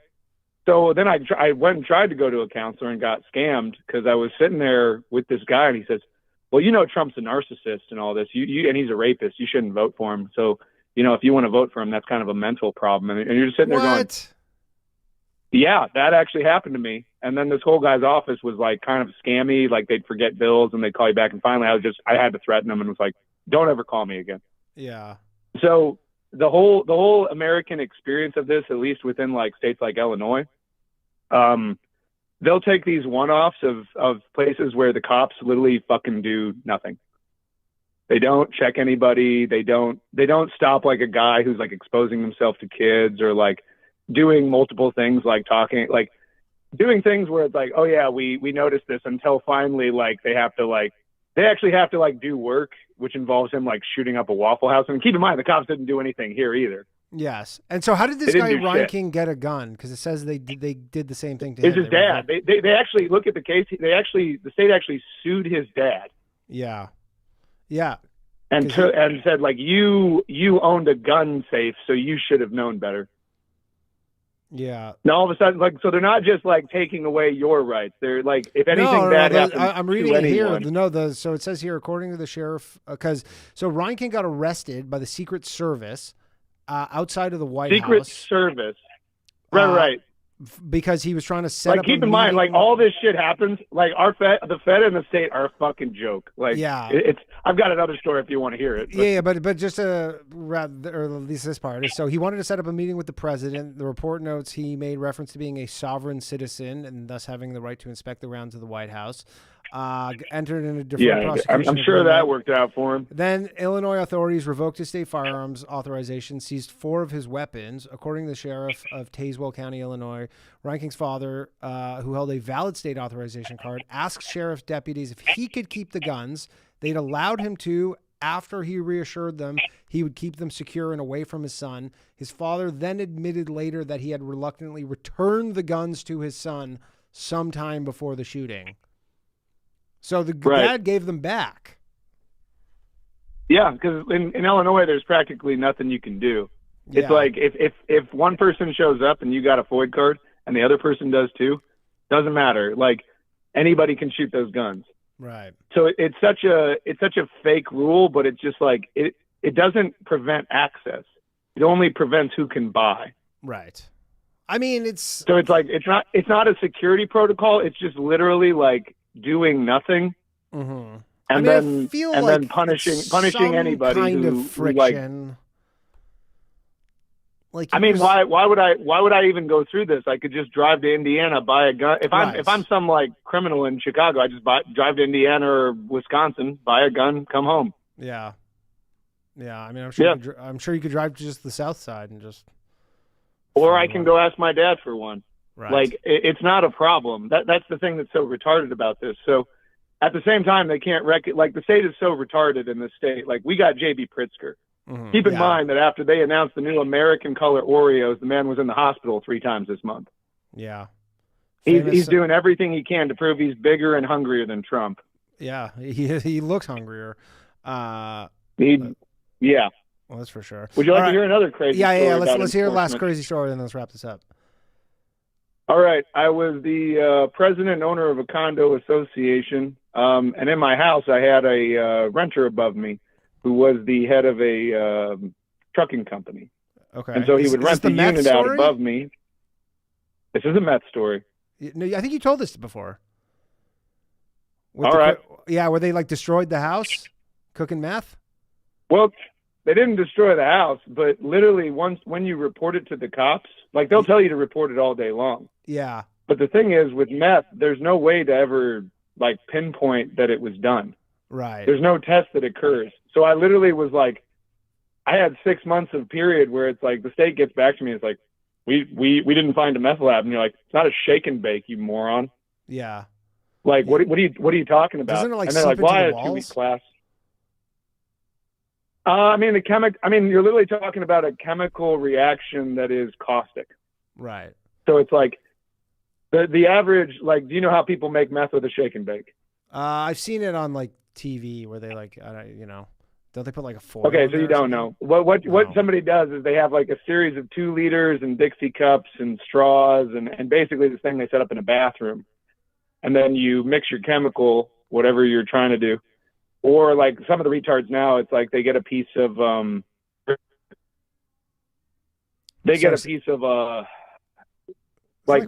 like what is it, like that window dressing, the metal stuff? Yeah. And they'll spray it, they'll attach a car battery to either side to get current flowing through it, and then they'll just spray wasp spray through it and then collect the crystals and sell that. Jesus. That's called bug juice, I think, right now. But it's like something people take with Trank to level out if they live down by the river. But that one Michael Malice, he came on your show and he said that like people use the word I don't want to say it, but like they say jerry rig. Yeah, N-word. Jerry rig. Yeah. Dude, they people slap that on everything. It's not just rigging. Lipping, rigging, anything with like a double letters. I was smoking a cigar once, and somebody said, "Hey, you're Jerry lipping that," and I was like, "I'm what?" He's like, "Your lips are all over." I was like, "Okay." Crazy. Yeah. So yeah, but all right. yeah, the Midwest blows. So stay out east if you can, I guess. Good luck with Mom Dami. All right, thanks, buddy. Cole from Peoria, everyone. All right, let's go to some patrons. All right, I'm gonna close the phone lines actually because I think we're about maxed out here. Jason, what's up, pal? How you doing, man? Hey, not bad. Packing up. So I was in the middle of packing clothes during that last caller, and it took such a hard turn. I had to stop and think, did he move on to someone else and I didn't catch it? Because we were talking about stock speculation with AI. Yeah. And then, like, walking naked to a mental institution to make sure it was real. So Yeah. I mean, we get some characters on the show, don't we? That actually, so Cole, I always thought he really, I mean, obviously everybody can have their kind of, moments, I suppose. But, shit happens, I guess. Life's hard. So I've thought before that if you weren't a comic, you would be a pretty good counselor because the way you handle people, like whether it was guests back when you had them on and they would just go off on these crazy tirades. Yeah. And you would not react and you would just have a conversation with them. Or when people say stuff that is pretty crazy, you react just enough so that it doesn't seem like you're just placating them. Sure. Okay. Well, I mean, my wife is a therapist. But she's more like, I don't think she gets kind of, but she has said before, because I remember like maybe the second episode of the show, some kid called in and he like basically was saying how he wanted to kill himself. And I was like, and she was like, yeah, you kind of talk to him like I would talk to him. Yeah. Nice. So, and then I had his number and I literally was texting him all throughout the week to be like, because I texted him the next day to be like, you didn't kill yourself, did you? And then he didn't get back to me for like 2 days. I was like, oh my God. And then he texted me. He's like, yeah, I'm all good. All right. So yeah, I'd be careful how much you do that. Cause I feel like your full-time job would be following up with your callers to the show. That's the rare exception when somebody is literally like, hey, I'm going to, like that was the one where I was, normally I don't, but people know, like you DM me, I talk to people like, but that was one where I actually was like, went through the thing and I found that, cause a lot of times the numbers come up and there's no name. So I kind of have to like, for that one, I have to go back and watch the show and see the timestamp and then find the call. And then I just was texting them. I don't know. I don't want to kill themselves. Yeah. I had something similar. In my youth, I was briefly a 911 dispatcher. Okay. Yeah. You probably heard some shit. I've heard, I've heard the call from the wife that comes home from work and finds the husband dead of suicide in the bathtub. Oh my God. I've had the babysitter calls because she stopped paying attention to the kid and found it floating in the pool. Oh my God. But one day or one evening I got a call and, the standard 911, what's your emergency? And he said, send the police to this address. And I said, okay, what's the nature of the emergency? And he was, angry from the beginning, would not tell me what it was. I kind of got more aggressive than normal in just making it clear, I'm not sending anybody until I know the nature of the emergency. And he just repeated, send them to this address. They'll see when they get here, and hangs up. And so he hangs up. I called the sheriff's department and I was like, hey, this was the call I just had. This is the address. He refused to tell me why. And I started thinking, oh man, how messed up would it be if like he's about to kill himself and was just calling to have someone find it right away? Yeah. But turned out not to be the case. He was just some angry guy that had like reported a burglary and was mad the police hadn't caught the person or something. But yeah, he was just like, I just want to talk to somebody. No, right you now. You don't want, right. You don't want to think like, oh man, I yelled at that guy. I probably killed himself. Right. Yeah. You would be like, fuck. You would probably not felt great if that was the case. But I mean, yeah, I don't know. Yeah. I'm sure if you're a dispatcher, like you're just getting one call after, and like, do you really have lulls? I don't know what like the size of the city you were in, but yeah, no, it was for a somewhat rural parish in Louisiana, so it was parish wide, same as the county. The biggest city in the parish was under 100,000. So it was a lot of like rural fire, EMS, police calls. I'd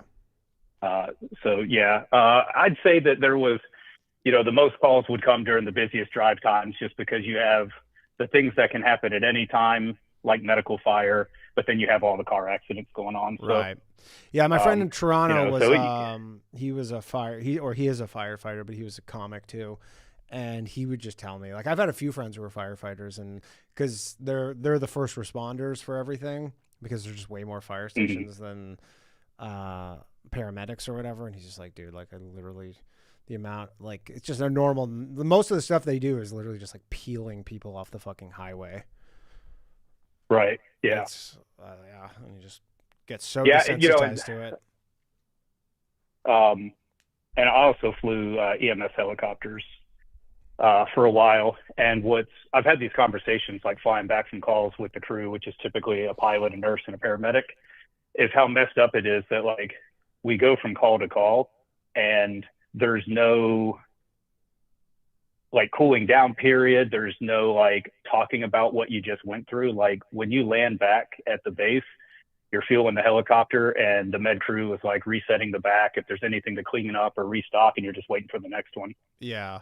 So, I mean, I imagine there's people who probably don't cut it in a job like that because, they just like get so eaten up by all the shit they're seeing. Like, I imagine that's kind of the main thing, is you just got to see all this crazy shit over and over again and just kind of keep going. Yeah. I had heard somewhere before that like the average like 20-year police officer sees like exponentially more like violence and disturbing things than like your typical 20-year soldier. Yeah. So it's so funny because like in Canada, like it's very common for police. Like I remember I had a high school teacher whose dad was a cop, and it is very common for, maybe not anymore, but probably like the 90s previous, for a police officer in Canada to work their entire career and never draw their gun. No, I think that's common for most like rural to small this city is like police in officers. Toronto. This is like, I'm talking like a large city. Yeah. So this is large city, never gone. Large city, never draw their gun. Like not once. Yeah. I mean, I guess that's a good thing for the individual officer. Yeah, I don't know if it's so much the case anymore. I would guess, but I think that used to be like a common thing. But I mean, yeah, if you're a firefighter, you're just like, all I do is just car accidents. It's just one car accident after another. Car accidents and house fires, and then, a lot of times, they're having to clean up after like the suicides, or they're responding with police for different things. And so no, like I think fires. I imagine fires is the thing they do the least. Like by far, I think. Yeah. Well, and I think it used to be a bigger deal in big cities with multi-story apartment buildings when they didn't have as good a fire suppression as they have now. Right. They might be responding to an apartment fire in Chicago like every other night, but I don't think that's the case anymore. And like the building codes and all that stuff. Yeah, I mean, I live in New York City. Fires are, to be honest, few and far between. There was a fire pretty close to my house, actually, like some older building that burned down. It didn't burn down, but it might as well have. But they're fairly uncommon. I don't even know how we got on this topic, but the reason I originally called was your main Mosquito and Dell computers topics. So as far as the Mosquitoes, I think we agree that if everything's on the up and up and nothing evil is happening behind the scenes, like maybe it's a good idea, as long as they don't mess it up. Like there's a 10% chance that they're wrong when they say that there are little negative effects, even if they're not doing anything crooked. I mean, would say like a minimum. There could be a fourth order effect where you're like, nobody could even predict. How could you? It would be something where it happens and you go, eggs on our face, had no idea. Now you could say they could weigh the two things against each other, where they're like, look, dengue fever and malaria and Zika and all these things are killing like fucking 1 million people a year. And they go, whatever this bird we just made extinct, like, yeah, that's worth it. Well, I think that's easier if you're talking about a place like West Africa. Yeah. If you're talking about California, 1 million people aren't dying a year from mosquito-borne diseases. No. There is, surprisingly, there is dengue fever, though, which is weird because, like, I spend a decent amount of time in Florida, and there is dengue fever there. It's not zero. Okay. Yeah. Like, is that I was the surprised. one they call the bone breaker? Yeah, the bone breaker. Yeah. That's the one I had. And Yeah. I was like, no, that's like I always was like, that's like a tropical thing. You got to be in southeast, like literal jungle, but like, no, it's in Florida. In Florida. That's probably because every exotic species in the world has been turned loose in the Everglades at one point. Yeah. Like, and it's not a lot, but like in Miami, there is literally localized, outbreaks. So I worked in West Africa and never took my malaria medicine, like the gave you the nightmares? It's called doxycycline.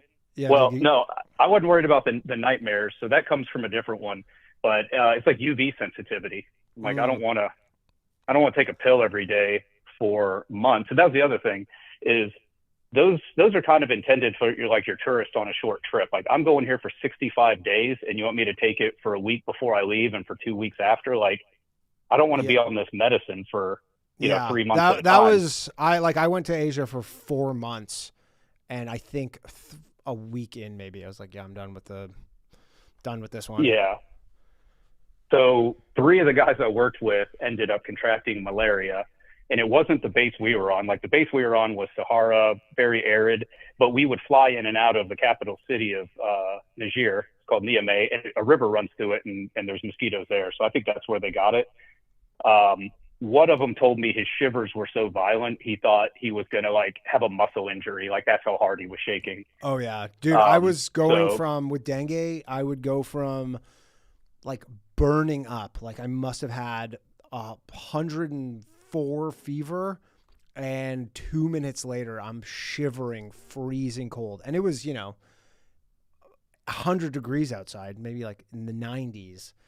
And it was just like, and you're just doing that for days. And I'm just for days back and forth. Like I took this bus, we took this bus ride because we were in this like super rural, when I started getting sick, this super rural town, like dirt roads, they had nothing. And then after they diagnosed me, we took a 6-hour bus to the capital city because they had like a little better, but again, it's the capital city of Laos. And the whole bus ride, I had like a hoodie on. It was 100 degrees outside, and I'm just like pouring sweat. And then 5 minutes later, I'm just like, never been this cold. I thought I was dying. Yeah, I was like, this is it. Right. So that's the kind of story that got me to start taking the malaria medicine. Yeah. So, Yeah. It's one of those things where you don't take the malaria medication. If you don't get it, you're like, that's stupid. And the moment you get it, you're like, God damn, I wish I was taking that. Yeah. So I was really surprised in the past month or two how bad the mosquitoes in like the southern desert of California is. Like I had to look it up. Like when the wind wasn't blowing, I went to our softball field on base for a practice. I was the first one there, and they were swarming so thick. I just text the group like, "You guys enjoy. I'm leaving." Yeah. Like it was so I looked it up. Really? There's some invasive mosquito species. I don't know how or where it came from, but taken over California, that can reproduce in as little standing water as like a teaspoon. Wow. And this, although it's desert, there's canals everywhere, because basically the end of the Colorado River that used to flow into the Gulf of California in Baja California, Mexico, is all siphoned off into canals where they grow like all this agriculture out in the desert. Basically, we'll use up all this water because otherwise Mexico will get it, and we'd rather have it than let them have it. So I'm thinking that the mosquitoes are bad just because of all the canals and the standing water associated with that.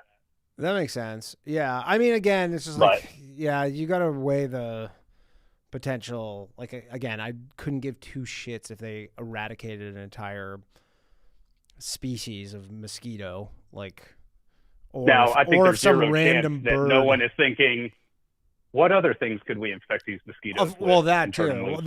Yeah, exactly. And you're like, what else? What other kind of? And I guess they've been doing this. Like, I was reading about it. They've been doing stuff like this for decades, and they do this actively in Africa and Asia and stuff. So, but again, who knows? I don't know. But I got no love lost for mosquitoes. Yeah, go ahead. Yeah. So one more thing on the Dell computers, you got to it at the end of your speech about it. As you were saying, I don't know anyone that has a Dell computer. Tons of government computers are Dell because they get these enormous contracts, because you think the obsolescence of a PC is like a year or two. Mm-hmm. So they're just constantly buying like hundreds of thousands of computers. Like I'm looking at one right now. Yeah, that makes sense, because I haven't seen one in the wild in forever, but that would make sense. And that would make sense why they have, a $10 billion deal. I think it was like with the Navy or something. Well, and there are a lot of businesses that pivot to, we're just going to go after government contracts. We're not going to do the normal. We're not competitive in this market anymore, so we're going to focus over here.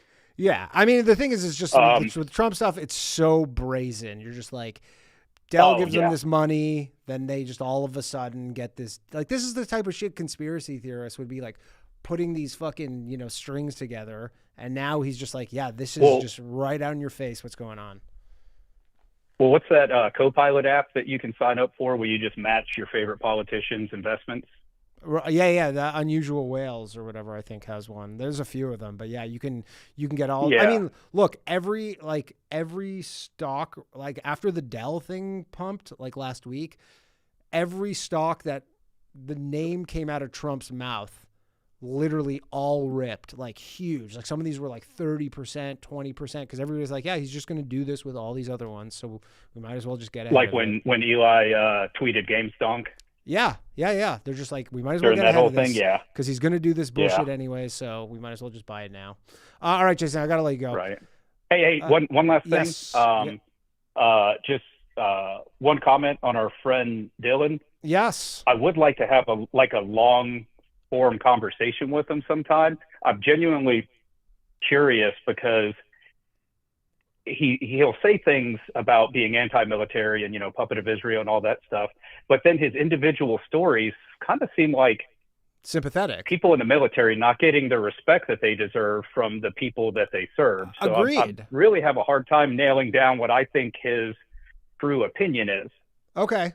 I'll make it happen. I'll talk to Dylan. We'll make it hapen. Okay. Thanks, All Danny. right. Later. All right.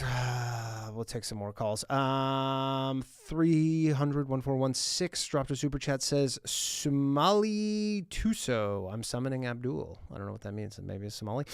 He also says the only flag allowed in Yosemite is the trans flag. And then Dylan says, wish you could have got my American Splendor signed. Oh. If you get it to me, I'm sure I'll see Malice again at some point. If you want to DM me, I can figure that out. All right, let's go to Andre. I don't recognize this name. Oh no, this is me and Andre chatted earlier today in the Patreon DMs. So this will be a new. I think he's a first timer to this show, anyways. And he's not unmuting himself. Phone lines are closed, everybody. By the way, we only have 20 minutes left, but I'll go a little extra long. Okay, Andre's figuring it out. While he does that, I will take another call, and then, of course, he's going to pick up at the exact moment when the other call picks up. All right, Jake. Hello. Jake, what's happening? You're on Low Value Mail. Oh, man. You're a humble person from Fargo. Oh, falling back, bro. Dude, people were loving you last week, by the way. I don't know if you saw the comments, but a lot of Jake fans with all your rules for living and stuff. People were way. Dude, go look at the comments. I had no idea. Go look at the comments on YouTube. People were liking you. The people wanted to hear from you again. So this is by request. Damn. Okay, now you're making me blush here. Fuck. Yeah. One thing I remembered. Yeah, go ahead. When I was when you said, okay, do you have anything else you want to say before I let you go? And I was like, I got all these fucking rules, bro. I just sped through them. Sure. I didn't notice that you said, when I said infinite game theory, and you were like, wait, what's that? Yeah, I heard you say, oh yeah, well, I've heard of that. No. And I went, oh, okay, moving on. Yeah, but you were on such a fucking tear that by the time you caught a breath. You were like 10 past that. And I was like, all right, we'll just let that go. But did you ever get a chance to look at? I didn't. But you can tell me right now. Okay. Dude, infinite game theory, there's, for an example, there's a rat experiment where they noticed that mice that are like different sizes and they play against each other when they're in an enclosed space. They play games. They play like a game of like, I'm going to pin you to the ground or whatever for funsies. Okay. And they noticed that like every time the bigger rat would just bully the smaller rat into submission, 10 out of 10 games every single time, I'm going to pin you every single time, the smaller rat just goes in the corner and sits there and goes, I don't want to play any fucking more, dude. Right. Yeah, and you know And what? That's kind of, if anybody's had like a younger or an older sibling, you probably have been like, you know, when you want to play video games or something, yeah. And you're like, yeah, if I beat them every time, they're going to not want to play. So you have to kind of like let up sometimes just because otherwise it just becomes no fun. Exactly. That is infinite game theory. Like that's one of the experiments that is in the whole idea of it, is that even rats and mice in the real world, just instinctively, they got these tiny fucking brains. They don't know what the fuck they're doing, but they just instinctively know to have a give and take because you just want to keep playing games. And that's what infinite game theory is. It's trying, instead of like regular game theory where it's like, how do I win this one match of chess using every single tool in the toolkit that is possible? Instead of that, you're like, okay, yeah, you can do that once in a while, but also give and take and have fun with the other people, and you'll be able to play even more games. And life is just one giant infinite game where the rules are constantly changing, people are constantly changing, the amount of players and everything. Like you have to, instead of be a complete asshole that just wins every single time, you learn to be a better human being and have fun in life because God damn it, it's so short. Yeah, like unless you're like a UFC fighter or something where you're like the point is to win as much as possible. Yeah. Yeah. Stick to game theory in UFC. Yes. Yeah. And then also get really good at giving a good show. You know? Yeah. Like some of the people, they don't even have to be the best fighters. They just know how to really give people a good show. Yeah. Yeah. I mean, there's some guys who are just, I mean, not that he's, I mean, he probably is past his prime, Nate Diaz, but that fight he had with Mike Perry was like, even though he was literally, it looked like a horror movie. He was covered in blood, but you're like, this is entertaining. We lose you? Jake, are you there? I think we lost him. Hello? Oh, there you are. Thought I lost you. No. Hello? Yeah, I can hear you. What the hell is wrong with my headset, dude? Like, I was literally sitting here and you're like, we lost him. And I'm like, I can hear you loud and clear, my friend. Yeah. All right, I'll just fucking hold my phone up to my head like a retard. Okay. All right. Well, anyway, dude, like that was pretty wild that actually people were like, dude, that Jake guy was kind of funny. They liked you, man. They liked you. Or I wasn't funny, but yeah, they liked you. Anyway, they liked your ideas. Yeah. Yeah, they like your like joie de vivre, your love of life. You seem like you really love life. Dude, but did you know that the most depressed people you've ever met are usually the most chipper? Oh yeah, I bet when you hang up the phone, it gets fucking dark. No, I mean, I'm 36 years old, so I've been way darker. The older I get, the more less dark I am. But Sure. Also, I remember all that shit from back in the day, bro. Like, this entire stream for you, dude. Oh, what was the last half hour talking about EMTs and deaths and dark and grimace and stuff and hey man, that's conspiracy life though. Theories about. That's life. What's that? Life is. I said that's life. Lifetime. Sometimes it's fun. Sometimes it's real and depressing. Yeah, but the best part is if you can make the depressing amusing and funny and lighthearted, and if you can take the other stuff and you have to like have the flip side of the coin, you know? Yeah. Well, yeah, you need a bit of both. You can't. I mean, I'm sure. Like, look, some people's you lives can't just are be all doom and gloom. Some people's lives are doom and gloom nonstop. Like there are some people's lives who they are very unlucky, and they probably. But you know what? They always say where they'll go to like these super impoverished places where it's like 20 people live in a fucking dirt floor hut, and they seem to be like the happiest people ever sometimes. Yeah, sometimes it does seem that way. They have these people literally have nothing. They can barely scrape by just like food, and they still manage to be happy. And some people have everything. Yeah, and they're fucking miserable. So funny how that goes. Oh man! So let's hear this. Tell you, let's hear this mosquito observation, because I see that you there's a note on your name here. Well, the conversation that I had with Gerard was basically like, okay, so there's new mosquito bullshit going on. I live in Minnesota. I'm surrounded by mosquitoes 24 fucking goddamn 7. And it doesn't sound I like know you like all them. about. Like, no, I don't. I get bit by them all the time.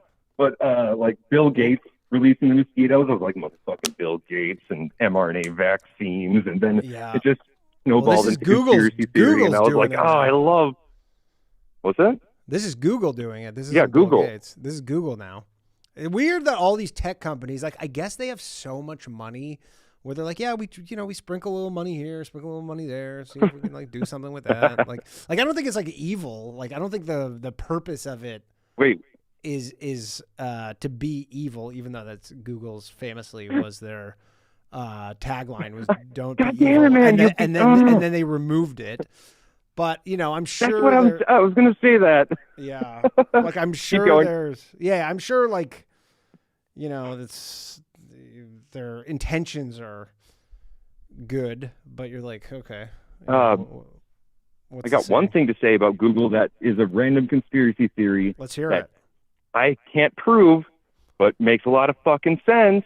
Okay, let's hear it. After they removed their whole "do not be evil," like "don't be evil," like slogan. Have you ever looked at the Google Play button image, that little tiny icon where it's that multicolored triangle with lines in it? Let me see. Yeah, I'm looking at it right now.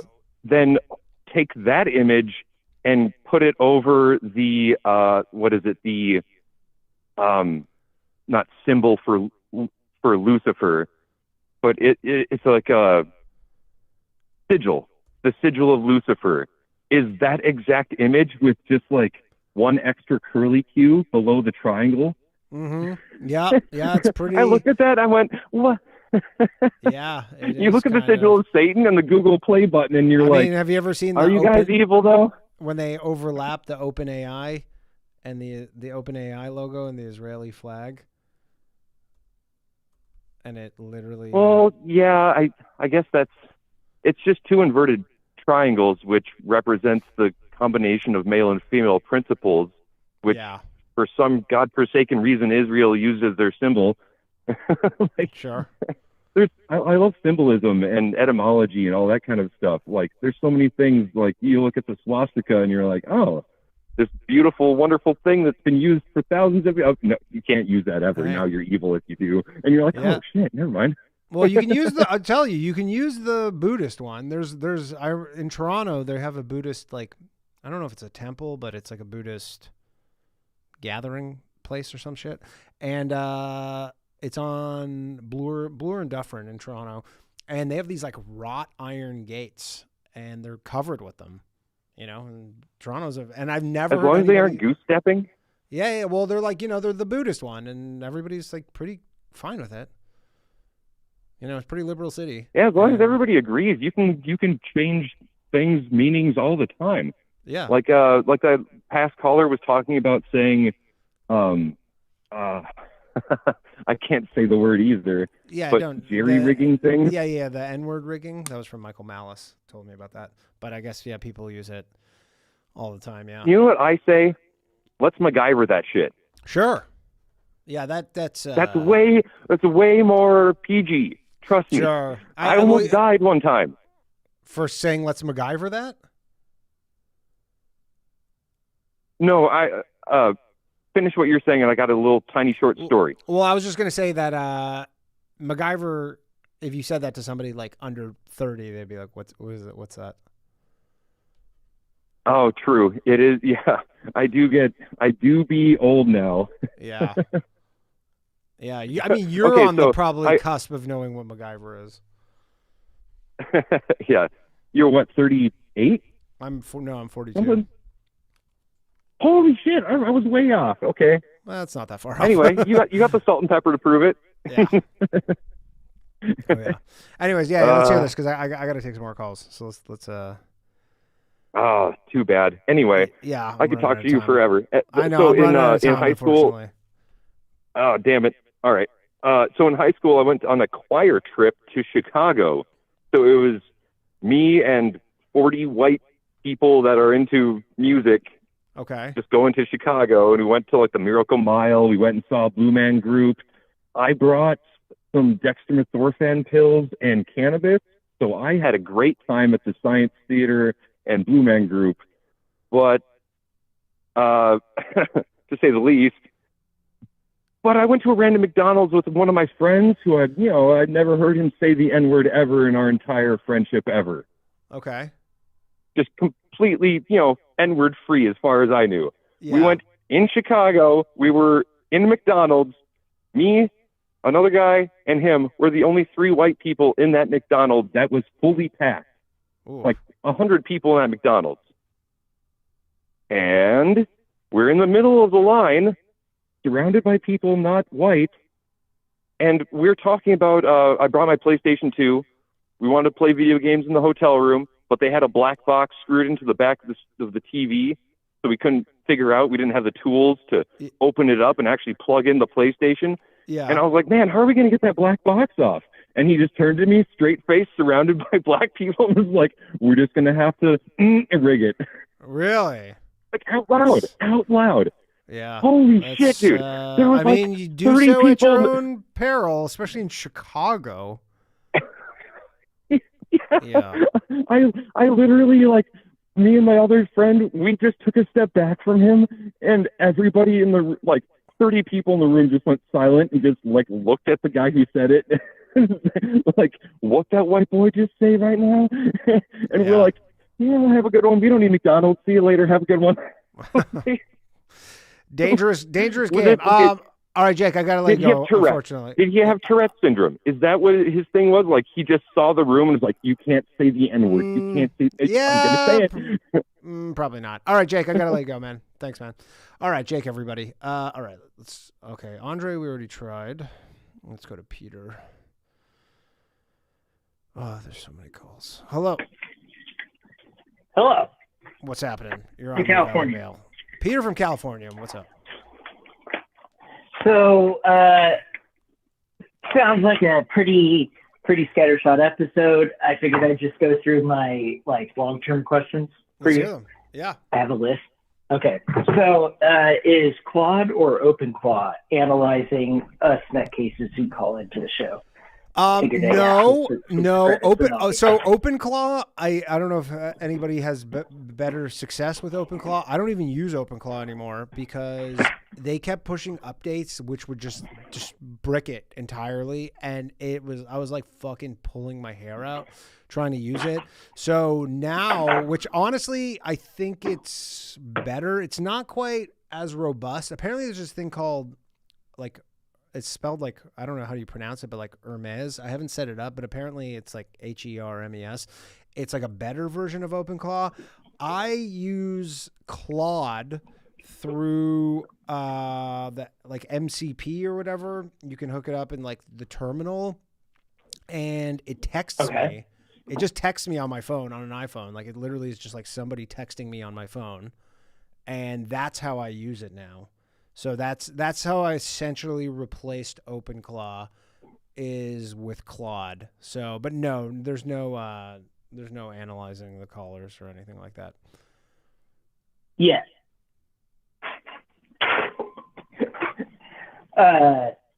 Okay, fair enough. You touched on Hermes. Yeah. Hermes, however you say it. Hermes. I'm gonna Hermes, whatever. I'm going to do a big random jump back to Milwaukee. Their boxes are made in Israel. I don't know if you know any contractors. Yeah. You go into Home Depot. The red boxes. Just like the cardboard, or like the plastic where like the tools go in? No. So like the Hermes bag of contractors is Milwaukee plastic boxes. They make a big racking set that will clip together for all your different toolboxes. Yeah. I don't know. Those are made in Israel. Yeah.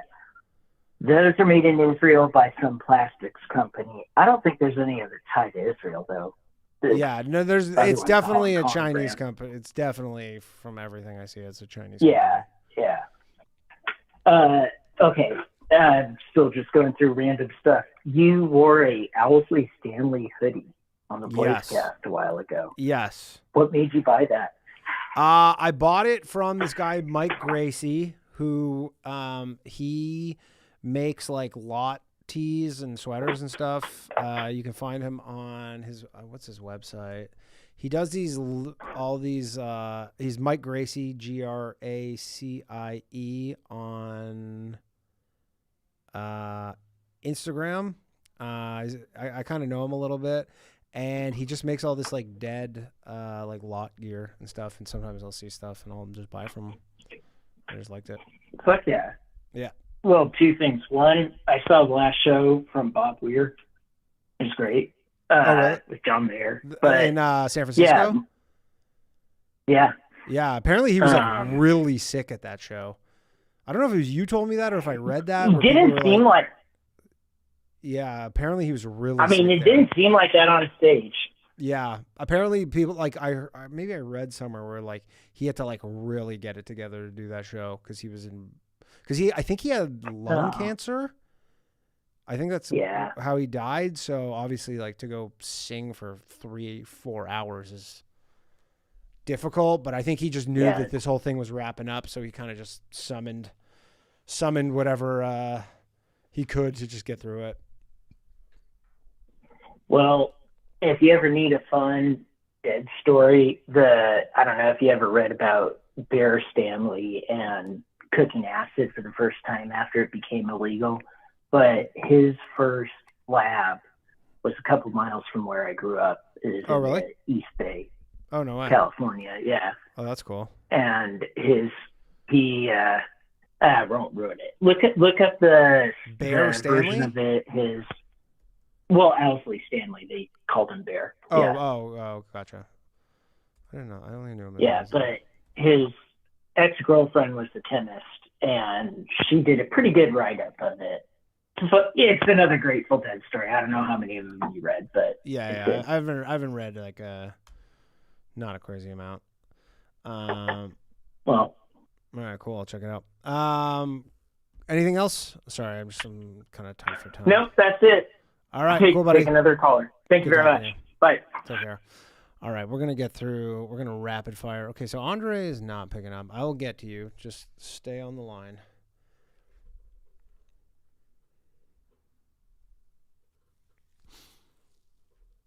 Hello, you're on Low Value Mail. Who am I speaking with? Hey, Danny, it's Spartak from New York City. Spartak, what's up, man? Yeah, Spartak, if you want to do it in Russian. Spartak. But, Spartak, second time calling, but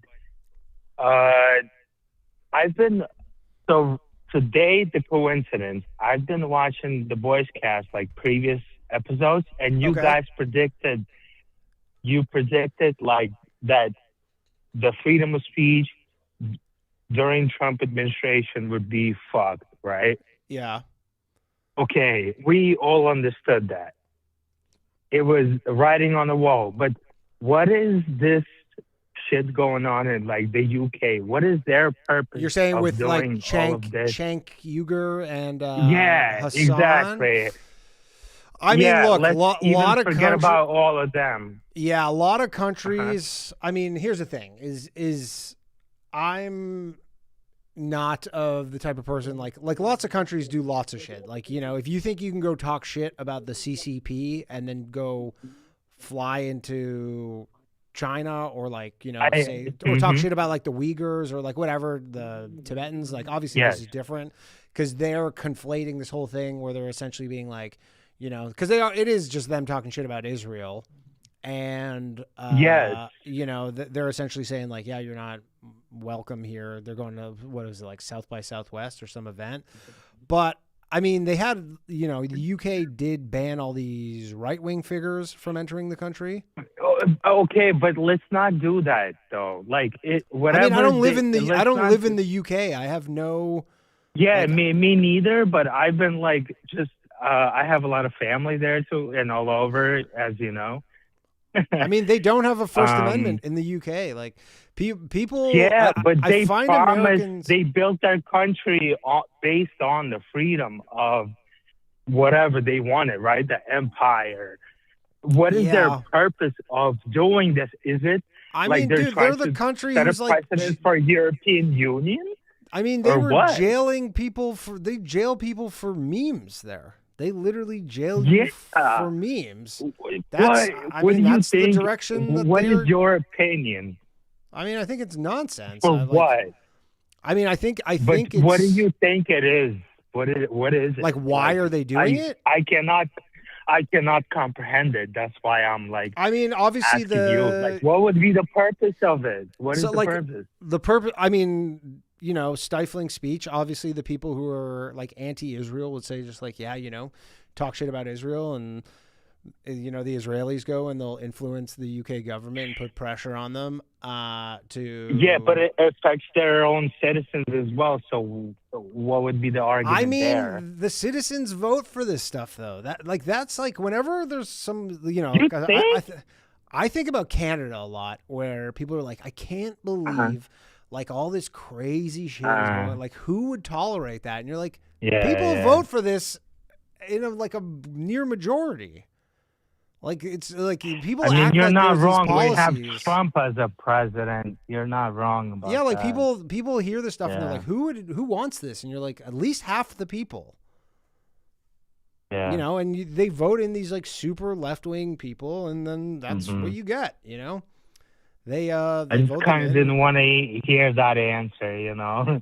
Yeah, it's just like because it goes back to your like dystopian idea, you know. I don't want to agree with you, man, but I can tell by your accent that you probably know a lot of people who grew up in fucking Soviet Russia, and so those people hate I'm an this immigrant shit. myself. Yeah, I was raised there. Yeah, and those people hate this shit the most because they've lived it, you know. They live this shit where you're like, yeah, you actually, you know, like my grandmother used to tell me all these stories about, like I remember she had this one story, this has been after the war, where her neighbor, she gets a knock on the door. I don't know if I've ever told the story before, but she gets a knock on the door from her neighbor, this woman. This woman's like, do you know my husband? Have you seen my husband? And my grandmother's like, no, I haven't seen your husband. Nobody hears from the guy for 3 years. Eventually the wife gets a letter from the husband basically saying, I'm like in a fucking labor camp. What happened was the husband was like, you know, walking into his apartment building and, you know, saw one of the neighbors, and he told him, the neighbor, he's like, basically told him like an anti-government joke. And then the guy, the neighbor, ratted him out to the KGB, and he got 10 years hard labor in a literally fucking like, you know, smashing stones every day in a Russian gulag essentially for like a joke. And I don't even know what the joke was, but I'm sure it wasn't that good. Yeah, I mean, you know, I have like a double thing because my dad's Armenian, my mom is Russian. So, you know, the whole Armenian genocide bullshit, we have shit with that. Yeah. And then on top of it, with the Soviet Union, all this stuff, like, I had family disappear too, like, just one day. Yeah. They're just, and this is like before the internet.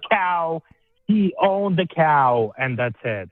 Yeah, that was the precedent for it. Yeah, and he just there you go. He wasn't even talking shit. He just had the audacity to want to own a cow when there was probably Literally. there was just no private ownership of anything, and Absolutely. fucking disappear. Yeah. Spartak, I gotta let you go, but it was cool talking to you, Okay. man. Thanks. Yeah, Danny. Yeah, you too. Take care, man. Take care. Spartak, everybody. All right. We're gonna a few callers dropped off. We're gonna do these last 4 callers, and then we're going to wrap this up. Thank you very much, everybody, for joining me. Everybody over on Rumble, everyone on YouTube. Dylan says my mic is a little low compared to the callers, FYI. That's odd. I think it got there. Is that better? That would have been great. Okay. Hello, Chris. Howdy and good evening, Daniel. Very well. How you doing? I'm thrilled to be a caller on this week's episode of the highly respected Low Value Mail. I don't know about highly respected, but also shout out to Dylan for letting me know at the end of the show that the mic was low. What's up? I do appreciate you, Dylan. I've recently received the excellent news that I'll soon be promoted into a position of influence in the political office of a Texas Republican candidate, and for this, I'm stoked. Sweet. Do not give any details, please, for the love of God. Well, my next question was hoping to see if perhaps I couldn't convince you to delete 12 of your recent episodes. For real? I have to delete 12 of them? I'm totally fucking with you, man. No, I'm not doing shit. Oh, okay. Oh, I don't know. Maybe you fucking... Maybe you got met. Hey, are you watching that Euphoria on HBO at all? No, my wife watches it. She was watching the. Man, this show is brutal. Yeah. Oh my gosh. My wife was crying because they killed the chicken. Yeah, man. When they say the television's the electric Jew, I think that's what they're talking about. With that being said, though. Yeah, that last caller, was he a minority? Yeah, a minority? He's definitely white, if that's what you're asking. He's Russian and Armenian, but he's an immigrant. Yeah. If that's what you were getting at. Yeah. Yeah, he's Russian. Man, I recently gained access to my old Coinbase account that I'd first set up in 2013. Totally irrelevant, but also the peak year for when the Silk Road was in operation. Yeah. And I was scrolling through my transaction history, basically all my receipts from. Depressing, huh? How many millions of dollars did you spend on drugs? Holy fucking shit. Oh my God, dude. I was hoping I could just find a rounding error. We're on one instance where it was I had $1.87 or something left over. Sure. But no, Nothing? I cleaned it out entirely. It was totally empty, man. What was your biggest transaction? I didn't do the conversion. I don't think I was mentally prepared to see that number. How many Bitcoin? How many Bitcoin? I mean, I was just dozens. Dozens? And none of them were on, but I was also just broke and, I mean, a dozen Bitcoin, 12 Bitcoin. Graduating high school at the time. Yeah. 12 Bitcoin is $1 million. Tell me about it, dude. I was just buying spending $40 here, $55 there. Yeah. I was 19 I was, really young. So I didn't have a lot of money to spend. Right. But you also didn't know that it was going to be worth fucking $70,000 to $100,000. No, and I was telling my buddy about this, and that's what makes me feel better, which is dude, there would have been 1,000 instances between now and then where if I did have access to it, of course I would have sold when it was, $5,000. Of course. That's the greatest gift some people got was they just got locked out of their Bitcoin and they just couldn't. They were forced to hold on to it because they just couldn't get in, and then they finally get in, and Bitcoin's gone up 1,000 times or something. Yeah. Tim Dillon put out he did a video with one of his old openers, like a comedic video that was pretty well produced. Dude, that was during COVID. That was a banger. Dan Carney, the wallet. Yeah, where it was in like a landfill or some shit like that, some USB drive. Yeah, this Long Island family who they have this wallet, this USB drive, but they're like so stupid they don't know what's on it. So you're familiar? Yeah, of course you saw this as well. During COVID, it was like huge, that sketch. I remember it was like, dude, that was fucking awesome. Yeah, it was wicked. Yeah, it was very. Yeah, I wish they were able to flesh that out. Well, real quick, things really I took like a massive L lately. Can I share it with you before hanging up? Yes, let's hear it. Okay, well, so as far as work is concerned, I really haven't done anything really since between now and August. And the reason for that is out on my own, just sort of in the wild, I managed to come across what urban folks will call it like a method. Okay. They're usually talking about like credit card scamming. But for me, I managed to basically find like a glitch, a loophole, a cheat code, so to speak, on an obscure, very little known gambling platform that was actually owned by FanDuel. Now, FanDuel is a $25 billion sports book by market cap. It's them and DraftKings basically only at the top. And they have so many properties, like from horse racing to their crypto casinos to they have so many different properties on it. One of them, it was called FanDuel Picks, and it shut down like April 26th or something, which is where my L comes from, because between August and April, I quit my job and I was only doing this full time, and I managed to make like $44,000. That's between August and May. That breaks down to like, it's like $4,800 a month. If I was calculating like a full-time work schedule, it's like $29 an hour. I was crushing it. What were you doing? Okay, so that's just it. It was a peer-to-peer betting platform where FanDuel really didn't make or lose any more money. Like they made the same amount of money every night. It was just users who were putting up their own money that would be pooled together and that they would then be competing for. So you think about it like instead of like betting against the dealer at kind of, but not really. It was fixed price props for hockey, or for football or for college football, and baseball as well. But it was props. But instead of betting against the dealer, I was betting against the other users at the table. So like Polymarket or Kalshi, essentially. Yeah, kind of. Yeah. But like, if I was making a money line bet on FanDuel Sportsbook, I'm just betting against FanDuel. Here, I was just betting against the other users who are all using the same product. Yeah, it's just like a market. It's just like if you buy a stock, someone's selling it to you. Right. And so it would be like, there would be on one, group, on one pool on any given night, there might be 5,000 users of us who are all betting on these hockey props, and we'd be splitting a pool of like $2,200. And that $2,200 would go to the winners. It was like me, and I'm not even kidding. I mean, basically nobody knew about this platform. A couple other dozen people who had figured out this cheat code in particular, and who'd managed basically to exploit it seemingly as the best we could. I'm not going to get into the technical details of how exactly this loophole broke down. Were you taking, like, was it a fixed amount for everything and just it wasn't even a hedging strategy like that. I wish I could sit down and explain this like on paper, but it would make way more sense. But it was essentially just exploiting like people are chasing value.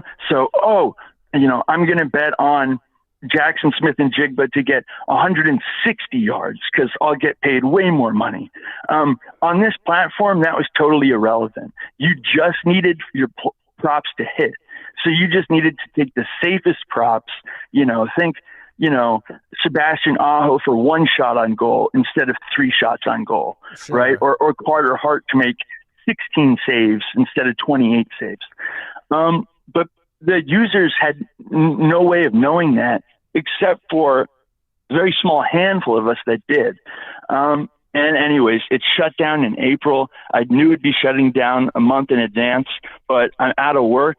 I haven't worked in basically a year now because I was just banking on this stupid cheat code thing. And, I spent it all on dope, which sucks. But, I know, dude. Tell me about it. But yeah, that's my, sharing my L. You should have known it was coming to an end, though. You should have known. Usually stuff like that doesn't last forever.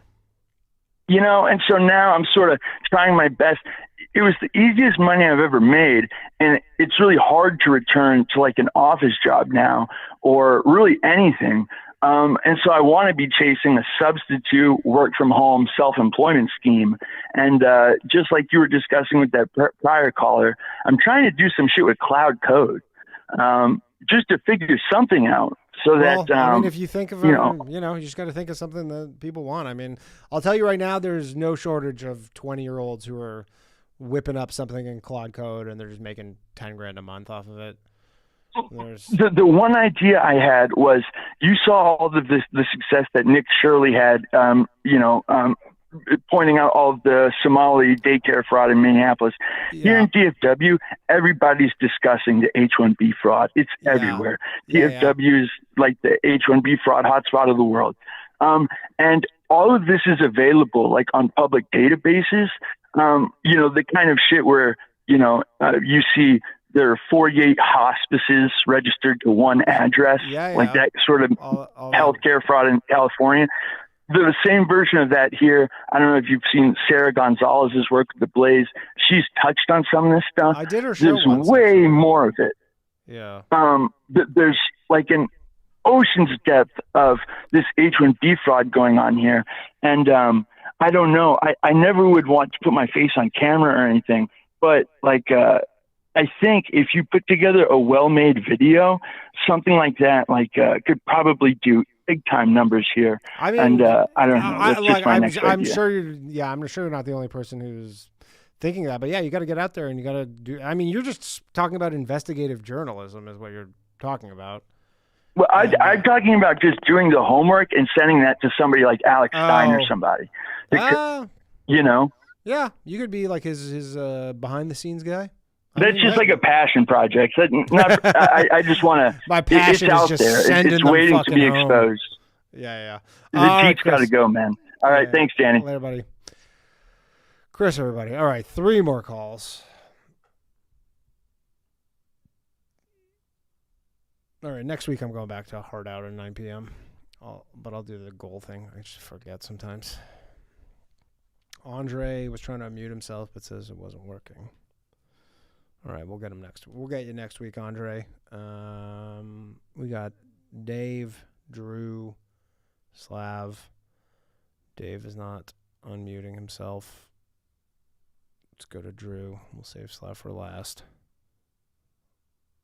Oh, there's Dave. And now, of course. Hey, what's up, Dave? What's up, dude? Sorry, I'm retarded. I couldn't figure out how to work my fucking keypad. It's all good. Drew's about to pick up. Drew's about to pick up as well. But go ahead. What's up, man? Oh, okay. Thanks for hanging out. Well, hey, out. dude. Yeah, of course, man. It's been a fucking enlightening show, let me say. There's a... I can't do it without the callers. The show would be nothing without the callers. Well, yeah, that's true, man. And I guess you don't call it low-value mail for nothing, huh? Taking shots. It's tough listening. Well, dude, it's tough listening to some of this shit because it's not just strong opinions on a lot of this shit, but it's actual, like, real experience with some of the stuff that I hear guys talking about. And yeah, unfortunately and fortunately, both, really. But it's kind of funny because it's like a lot of these guys, I'm not trying to shit talk like the fan base here, your callers, or anything like that. And a lot of them seem like really good dudes, but a lot of them remind me of a close buddy of mine who's like a fucking expert on everything, but has never actually done any of the things he's a fucking expert on. You know what I mean? Sure. But it would know it all. Like, Yeah. My mother would call it a know-it-all. Exactly. One of them, which is obviously a notable punching bag for I think a lot of the guys on the show here, is Dylan, which is funny because I actually think Dylan's funny as fuck. He's totally hilarious. But he's totally awesome. But he also is super retarded because it's like you got all these like opinions, like super well-formed opinions on things you've never actually done or participated in. Dylan's about to be writing some fucking comments. This shit I know, dude. I know. When Dylan gets shit talked, man. Well, he's I got all kinds of shit talking. I got all kinds of shit talking to do about stuff I listened to him talk about over past episodes. I'm actually a first-time caller, so. Oh, nice. But dude, one of the things I was really curious about, though, which I went back to previous episodes and I could not for the life of me find, was the discussion about the FADEC. Like last week, you guys talked about how Dylan was like a fucking professional on the FADEC. Probably maybe a month or two ago, sometime in the last couple months. Dylan would know, actually, probably better than I. But okay, well, I'm curious to find it because. You have experience in this, I take it? Well, dude, so I'm an airline pilot, right? And well, not right, like not like you would know that, but Dylan just super chatted. Dylan just super chatted. Enemy spotted. Yeah, hell yeah, dude. Let's fucking go, Dylan. All right, I'm fucking ready, bro. I'm fucking juiced. Commercial airline pilot. Let's hear it. Yeah. Yeah, and so, Jason is a military airline pilot and private pilot as well, as far as I understand. Well, so I was listening to their conversation, sort of like the back and forth they were having last week, which I was actually on a fucking overnight for work, and I was laughing my ass off because Jason was like, I know I got a buddy who actually is an instructor on FADEC, and I'm not going to fucking tell you shit because you're a dickhead, dude. Which I was fucking laughing my ass off, but. So anyway, that kind of sparked some interest for me, and I was like, what was Dylan talking about FADEC, dude? Because like I actually know a lot about FADEC. I've flown several large category aircraft professionally and recreationally that all have FADECs on them, and I couldn't figure out what he was a professional on this time.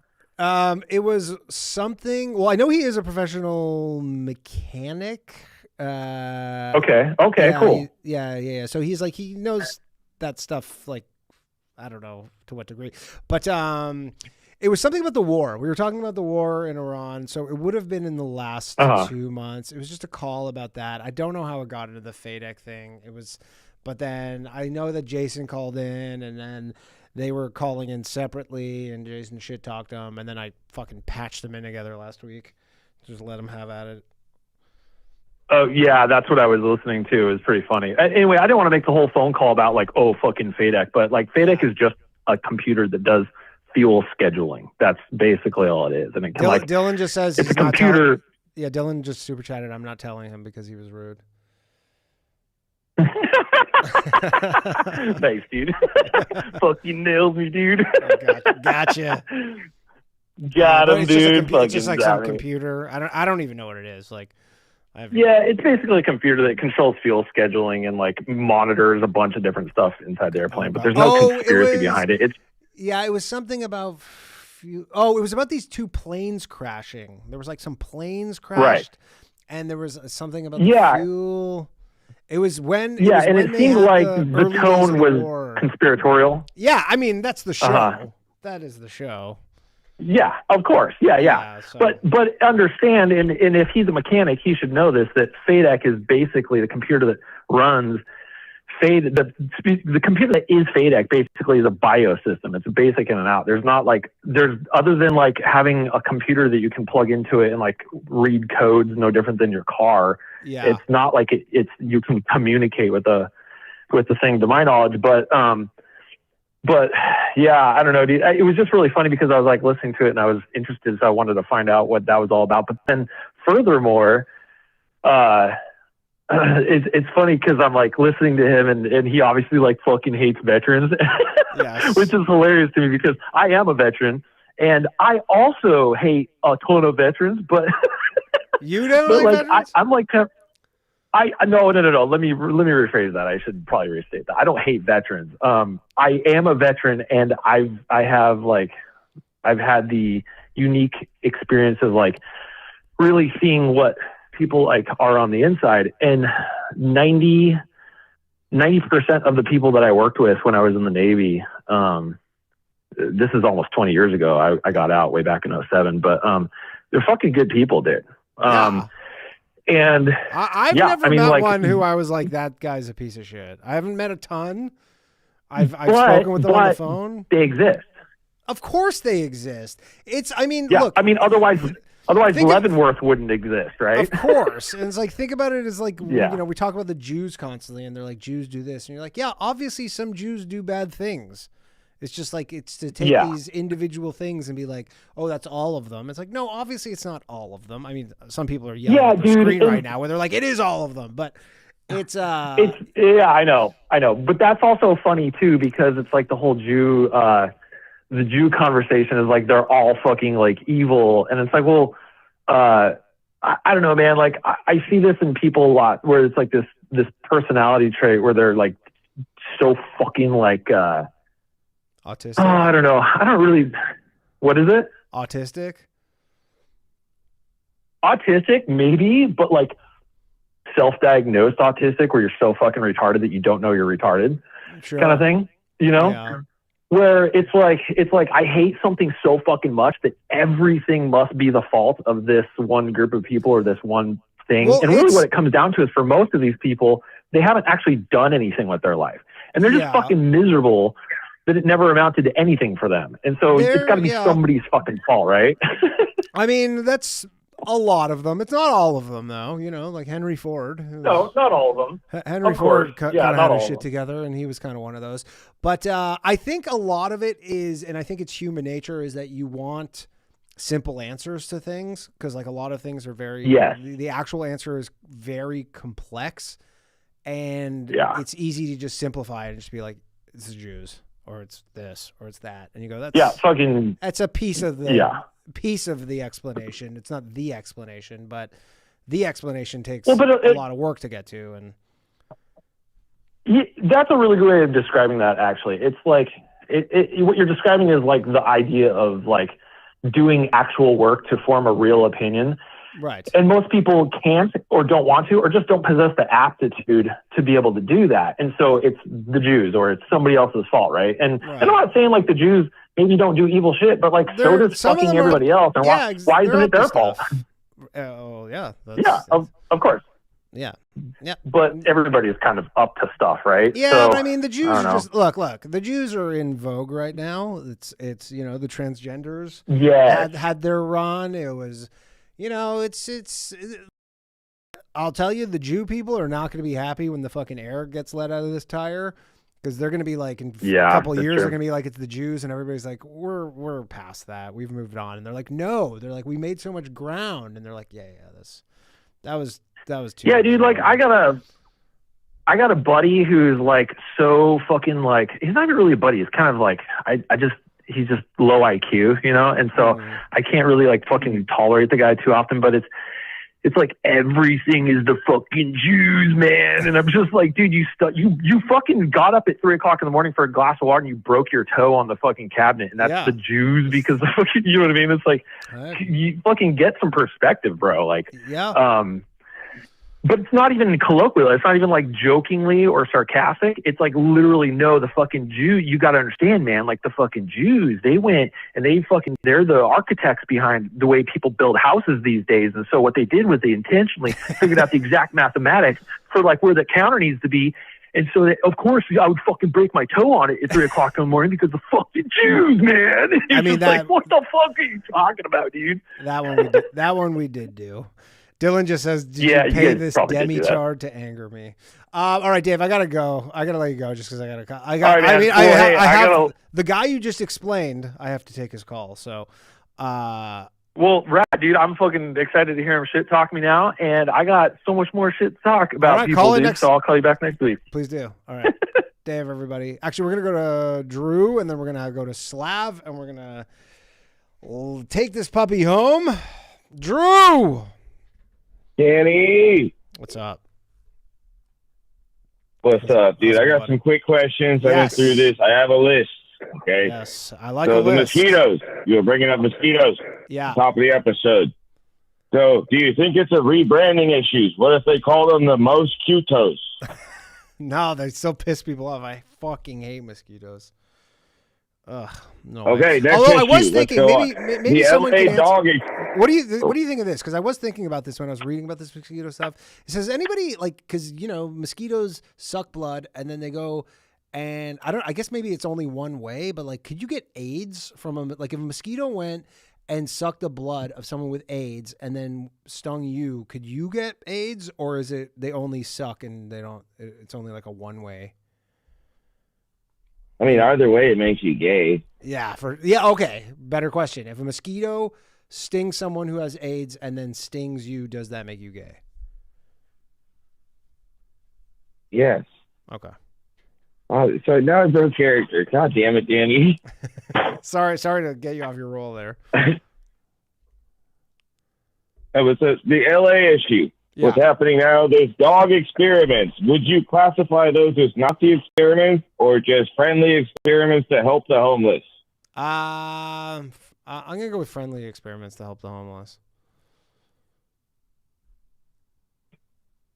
Connor would not approve.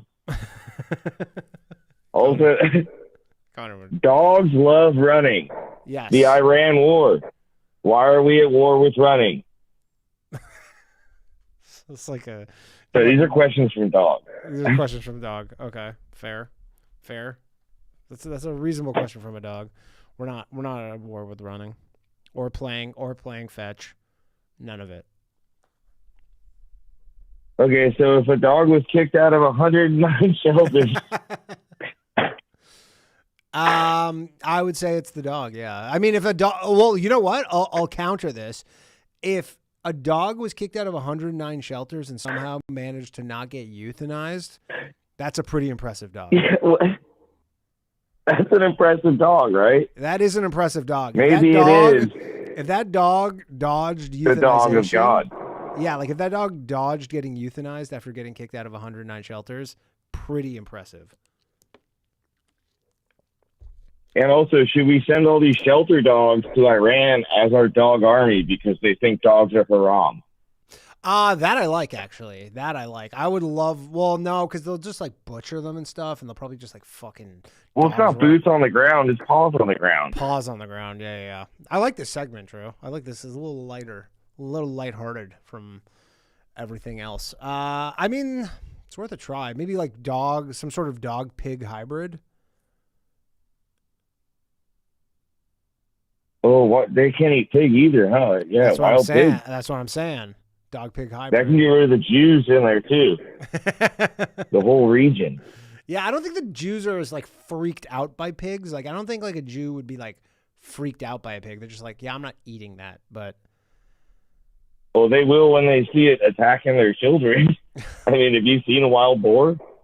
that's true. I Luis Gomez With a pit bull, buddy? subjected me to watching like when they fucking gun down wild boars from helicopters in Texas. It's pretty crazy. All right, Drew. Anything else? We got any more? No, that's all I had, Dan. I love you, buddy. Later, man. Good talking to you. All right. Saving the best for last. Man, he's been hanging on for 11. Slav, everybody. What's up, dude? Hey, what's up? Just a little quick tidbit on that guy before Drew and his friend. Yeah, Dave. There's a difference between, Dave's, not his, he said it's not his friend or his buddy, just like he has in passing conversation with. That's like, low, see, we don't like the low IQ anti-Semites or low IQ bigoted people. Mm-hmm. Their heart's in the right place. Yeah. The execution is like somewhere between the middle of an abortion and a miscarriage, where it just happens at the same time. Yeah. It's just but poor execution. my only comment on that is I never say Jew. I only say the Jew. I never say the Jews. When I say the Jew, and I mean it the plural, so it's I mean the same it thing. when you. No. It's like the royal. It's like the royal Jew. No. I'm talking about no. This isn't the singular plurality. It's just like when you go through an issue and you find out who's in charge or who's making the final decision of these spheres of influence, it just happens to always be one. And then usually when they start to get like their feet closer to the fire, they're able to use that as a cover, like, running off to Israel. But that wasn't what I was calling it about. Yeah. One, Jake, that's the really chipper caller. Yeah, that's Jake. Jake from Fargo. I had a little chuckle listening because I've never heard such like not like enthusiasm, but he's like giddy for life. Yeah. He was describing the swastika as being a beautiful symbol. In the School of Design, it's in the School of Design, it's bold, and pretty linear. Yeah. And bold. it like, it is bold. What is it? Like basically for like when they design flags, you want to be able to recognize it from far away. It's a very distinct symbol. You know what you're looking at. Yeah. But there's the variations. Like what the black sun is. Yeah. Yeah. See that one? It's way more intricate. There's a lot more detail to it. It's also really beautiful. There's one I think you might like. It's called the Kolovrat. Look it up. Kolovrat. That is the Slavic, Eastern European, Russian. Oh yeah, looks kind of like a mix of both. Yeah, no, but it is like the Slavic pagan symbol for the sun. Okay. That was just that little tidbit. But yeah, it's interesting. It's just funny hearing somebody being joyfully explaining, Yeah. I'm sure it warmed your heart. Hey, it's just a little chuckle. But yeah, I was calling in about an update on the UK. Oh yeah, first off, any chance you could unban me from Patreon? I mean, I could, but you gotta behave. You can't be spamming the chat. No, I got you. I got you. Nonsense. I like to give people second chances, so yes, I will unban you. You have a kind heart, man. I do have a kind heart. And there's 2 accounts I think you should follow. Okay. One on Twitter. I think you might have seen it. Commie Gibberish of the Day. Commie Gibberish of the Day. Let me check it out. His posts are like a few slides long, but there's an issue, and then it's a very well detailed explanation of things. Okay. Here we go. Commie Gibberish. All right. Yeah. Followed. And then what is it? I follow this one on Instagram. It's Rice_Ruffian.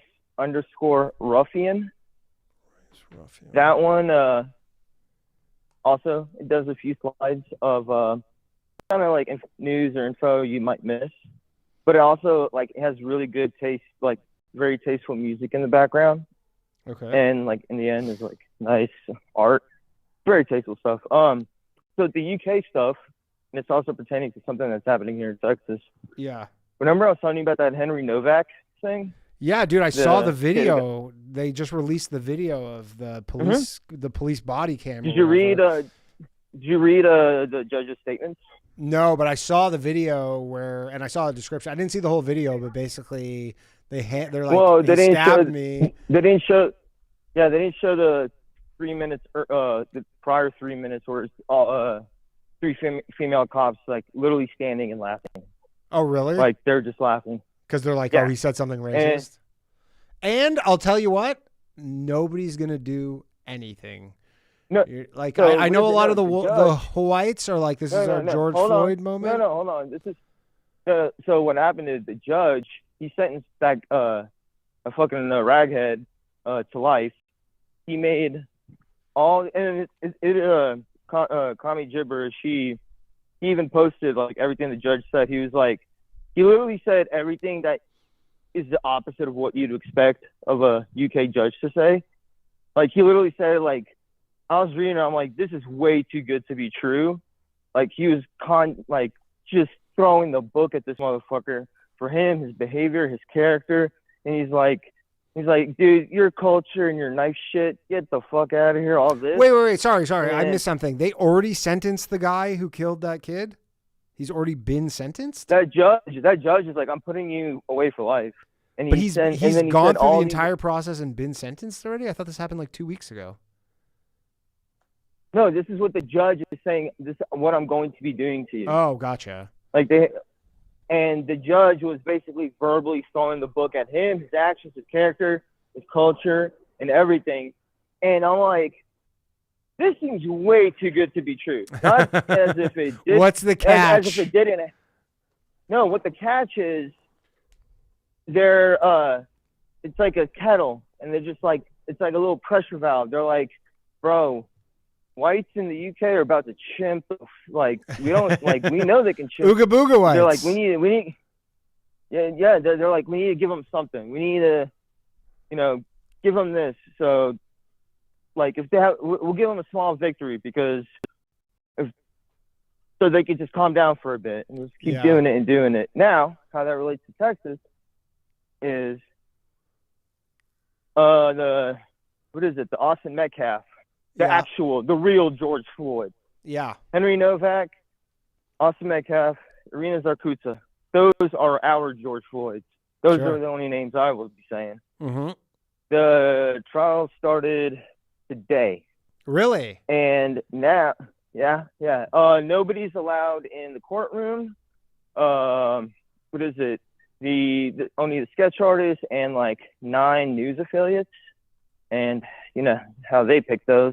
Sure. Close off to everyone.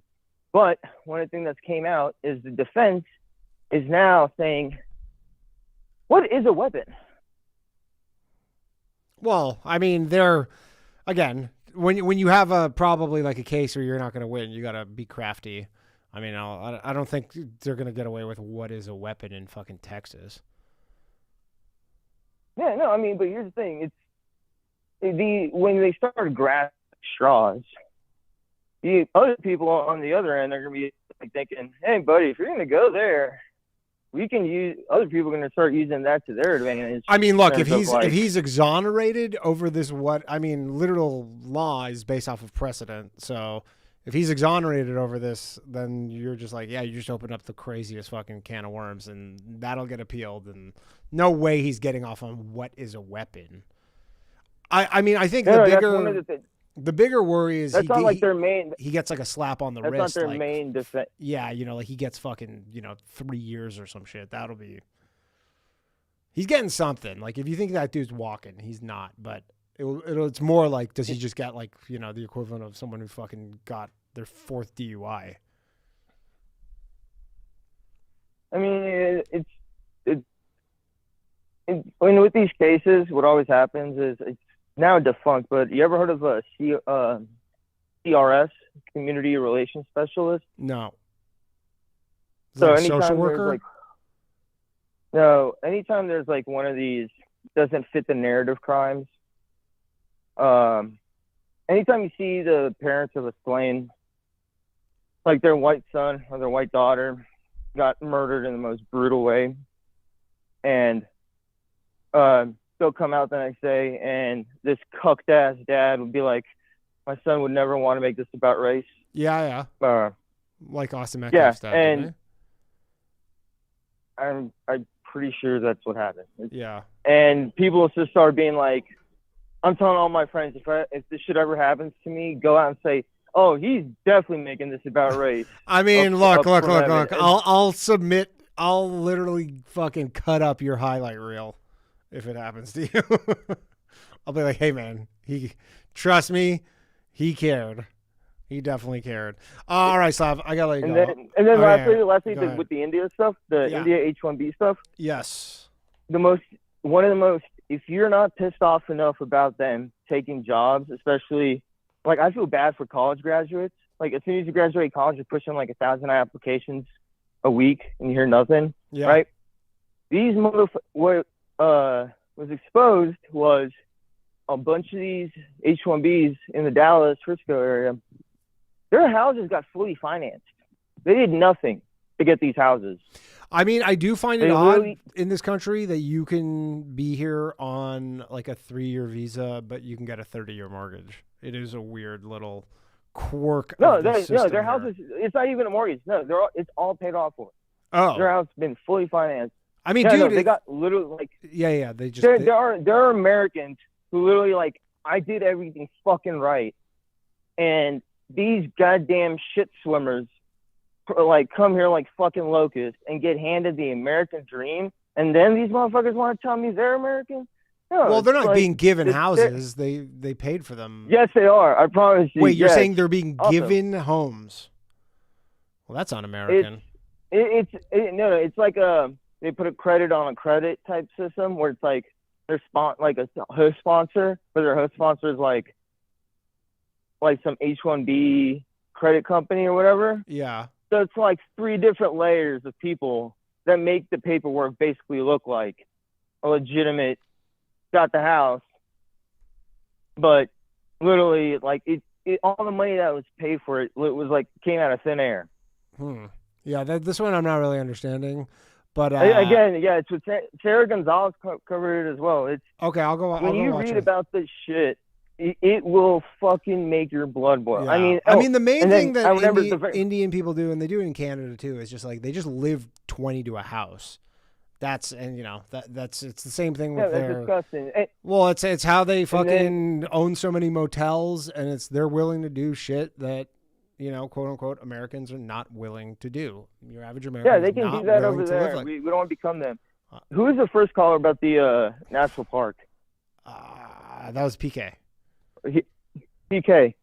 Yeah, that shit is hilarious. Going out to getting away from all just to be like literally a whole corral of colors just fucking invading a safe space for whites. And also, by the way, we've always said shit like ever since I smoked weed in high school, we've always said like quit nigger lipping the joint. And when I was a cook in college, I was pretty much the only white person working on the floor with them, with all these other cooks, all black. And I was literally like, bro, we have to like fix some cooler and shit. I'm like, bro, let me just nigger rig this shit. Nobody better than I, bro. Maybe it's geographic. Time and place, just yeah. Yeah, it's just a time and place. You know the crowd that you. I mean, certainly there's Yep. people who can get away with it. All right, Slav, I gotta let you go. Slav, everybody. All right, that's been the show. Thank you very much, everybody, for joining me. Shout out to Gerard, the man, for helping us. Some super chats. The mustache number 3, the one mustache 3. Jared, my work is verifiable. It's the Jews. By the way, shout out to Jared. 2 viral clips this week for Jared. Jared, this Asian girl who opened for me at my show in Chandler, who I didn't pick her. Everybody's like, why would you put her on the show? I didn't pick her. I showed up. They were like, here's your opener. The host was this dude, Johnny. He was awesome. He's so funny. And then I'm in the green room with this girl talking to her. I'm like, how long have you been doing comedy for? And she's like, 3 years. I'm like, you're featuring? You've been doing comedy for 3 years? I was just like, ugh, this is not going to go great. And she's like this girl. She's like an actress from, I think she's from like Singapore or something. And she's like, I want to be an actress. LA comic, which LA comic, New York comic, it's fucking like oil and water. But anyways, I'm in the green room. She's on stage. I hear her getting heckled. I'm like, that's for sure fucking Jared doing that, because I knew Jared was going to be there. Anyways, Jared heckles her. She is filming her set. She posts the interaction thinking this is like some girl boss moment where she's owning the heckler. The internet is like, why would you post this? This guy, Jared, who is, 5 beers deep, destroyed you, which he did. So shout out Jared. Jared also had a clip from this show last week that went pretty viral. So Jared's killing it on the internet. Unfortunately, is anonymous. I don't know if this is the life he wants. But anyways, shout out to Jared for normally it's the hecklers getting destroyed. Jared turned the tables on this one. 300-1416 says, LMAO, I can't post this comment when spelled correctly, but the Jews run Dylan's account. Try spelling juice correctly in a super chat and see. You can't write Jews in super chats. Jews are at it again. Howling Labubu Rises says Sumo Dog is a real dog. Confirmed. And 300-1416 says Howling Kenny Rogers is the real one. Howling Labubu Rises is the Timu Psyop. Yeah, you keep changing. I get confused. All right. We're done. It's almost 10 o'clock. We did 3 hours. I'm about to piss my pants as normal. I always plan to do 2 hours, but you know what? I enjoy myself so much that we keep it going. I guess apologies for the poor audio quality at the beginning, the fact that it was low. But regardless, tomorrow, 9:30 a.m. I can't believe I'm doing this. You know what? It'll be fun. We're going to gamble. We're going to do some... Oh, and also shout out to everybody who sends these jewels. I saw Lonely Chef 875 sent some gold coins. I probably missed a bunch of them. But we're going to gamble on the stock market. Maybe do some actual gambling, like... probably not sports, maybe prediction markets, but you can call in if you're a patron. You can call in, you can, or a YouTube channel member. I'll post the link later this evening. It's going to start at 9:30 sharp. I don't know how long it's going to go for. We're going to do it every week. We're going to see if we can. I'm probably going to lose all this money, but who knows? It'll be entertaining. You can call in. You can tell me what you think. Any ideas you have for things to buy. And if I happen to make a bunch of money, some of it's going to come back to you, the patrons. If you're a YouTube channel member and you want to get in on some of this action, consider converting to a Patreon member instead, just because, again, YouTube takes literally half the money in some instances. If you sign up from your iPhone, literally YouTube takes 50%, which is fucking criminal. It's why they call it YouTube, but that it is what it is. Anyways, support the show, patreon.com/lowvaluemail. Shout out to Gerard once again, killing it. Shout out to you all for joining me on this 3-hour excursion. I got to say, I do really like doing this show. The show is so fun. Where else?